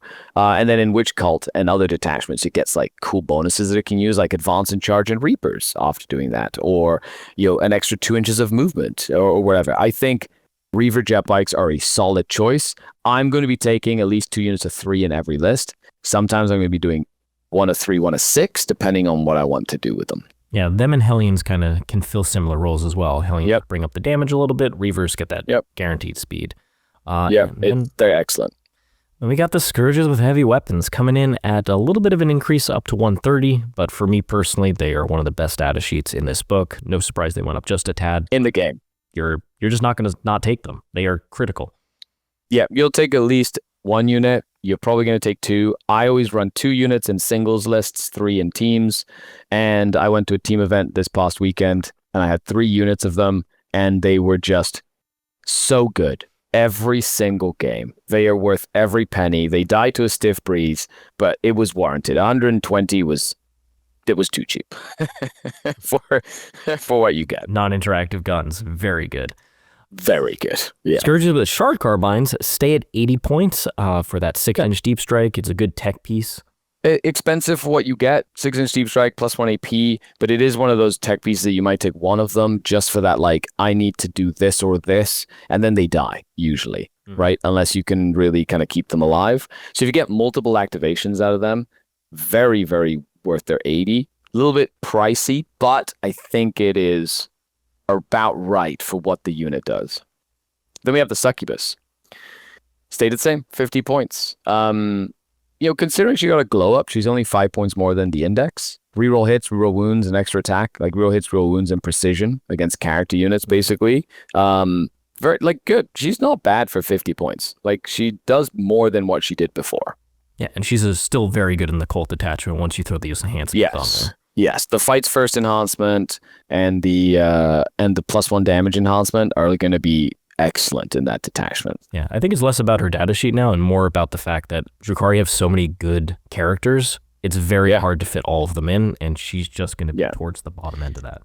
She also gives you an extra CP if she kills a character. So in some list builds, I could see taking one of her just to maybe get an extra command point hero there. Of course, if you're playing tactical, it doesn't really matter too much because you're usually cycling through cards. Or if you're playing, a detachment specific Realspace raid where you just can get a command point. Which is amazing. Which was very good. Yeah, as we found out. Now the Talos. Talos stayed the same. 80 points for 1, 160 for 2. The data sheet didn't really change too much. I think Talos are worth 80, maybe a little bit less now without the full rerolls or permanently empowered. But to be honest, for what you get, they're solid for that cost. Yeah, there's quite a few things that support and buff them in the different detachments. So I'm eager to get them on the table. It's something that's a little question mark for me right now, but I loved running them previously.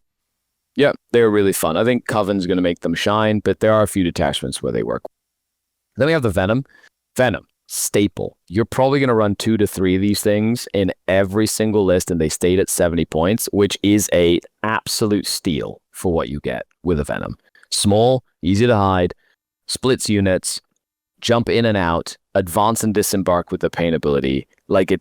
They are so good for what you get.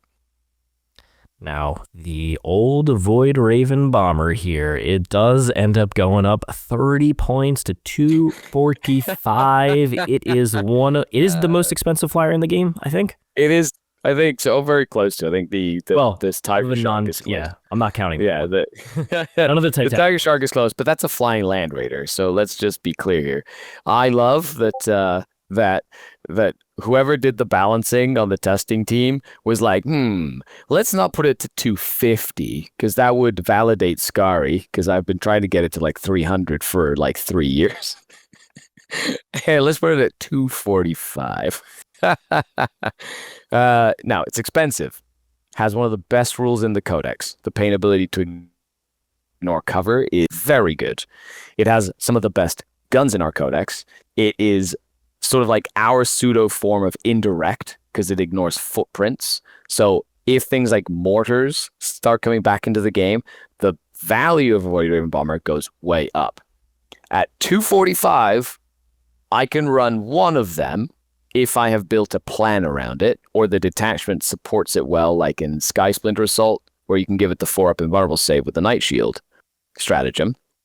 I would rarely run 2 of them in a serious competitive list with that point cost though. But it's even at that point cost.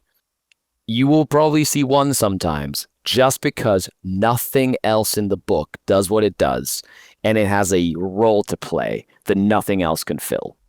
And that's the only reason why, even at that cost, it still might be used.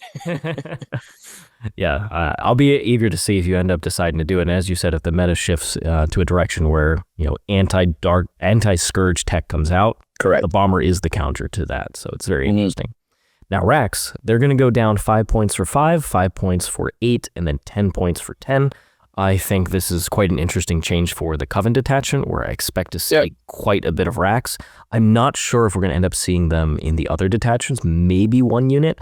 But I really quite like the 10 mans with the Haemonculus, with the enhancement in Coven, and this helps that a lot.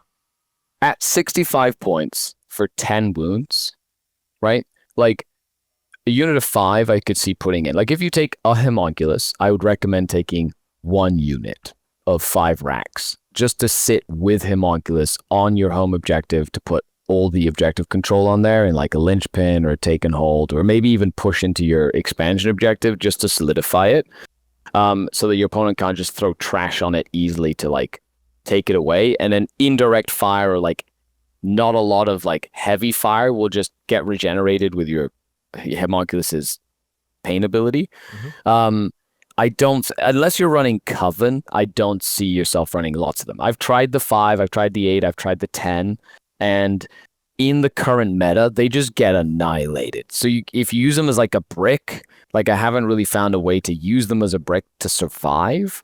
So I think either more small units or Coven detachment, where you can give them their -1 to be wounded if their strength is higher from the enemy, or the +1 toughness enhancement, which can keep them around a little longer. Then we have Wyches. Wyches went down 10 points, and they are probably one of the best units in the game. They are very good. Like, just for cheap OC that you can split, like you can take 60 Wyches for like 0 points. And then take all the transports you need to split them and put them in, and then have less than 1,000 points, and you already have like 20 units. It's insane. Wyches are very good, and their extra damage output from the witch weapons, like their gladiatory weapons, plus the bonuses you can get for putting Lelith in or Succubuses in, means you'll always see at least 1 unit of Wyches if you take Lelith, I hope. And in a witch detachment, you'll probably see 20 or 30 of them. They're very good. Yeah, one of the best pain token abilities, period. The fact that Advance and Charge switched to pain token and not CP is a huge buff to that style. It means you use that in any detachment, which is the most powerful part of Wyches, is that you're not tied into like Reaper's Wager for Advance and Charge. You're not tied into, you know, something else for Advance and Charge. It's quite literally, they just have it on their datasheet. So you can plug in a unit of Wyches to any detachment, and their ability still works. And if you have a Raider, even better, because then they go really far, and they're dangerous. You know what I mean? Like, they die very fast, but you don't need them to survive. You need them to kill something and deny a point, and then usually they've done what their job was. Now we have a couple changes to some of the enhancements here, starting off with Realspace Raiders. The Crucible of Malediction increases by 5, and so does Dark Vitality, whereas Eye of Spite and Labyrinthine Cunning go down 5 points each. So I'll tell you right now, that is the wrong way around.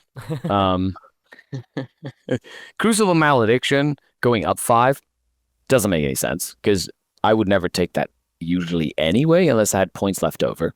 Dark Vitality, always having a unit empowered is okay until you realize that you're never going to run out of pain tokens, especially in Realspace Raid. Like, we played our whole game. Yeah, it was never not even close. And I didn't even dip into the 6 bonus ones I got. I never touched those.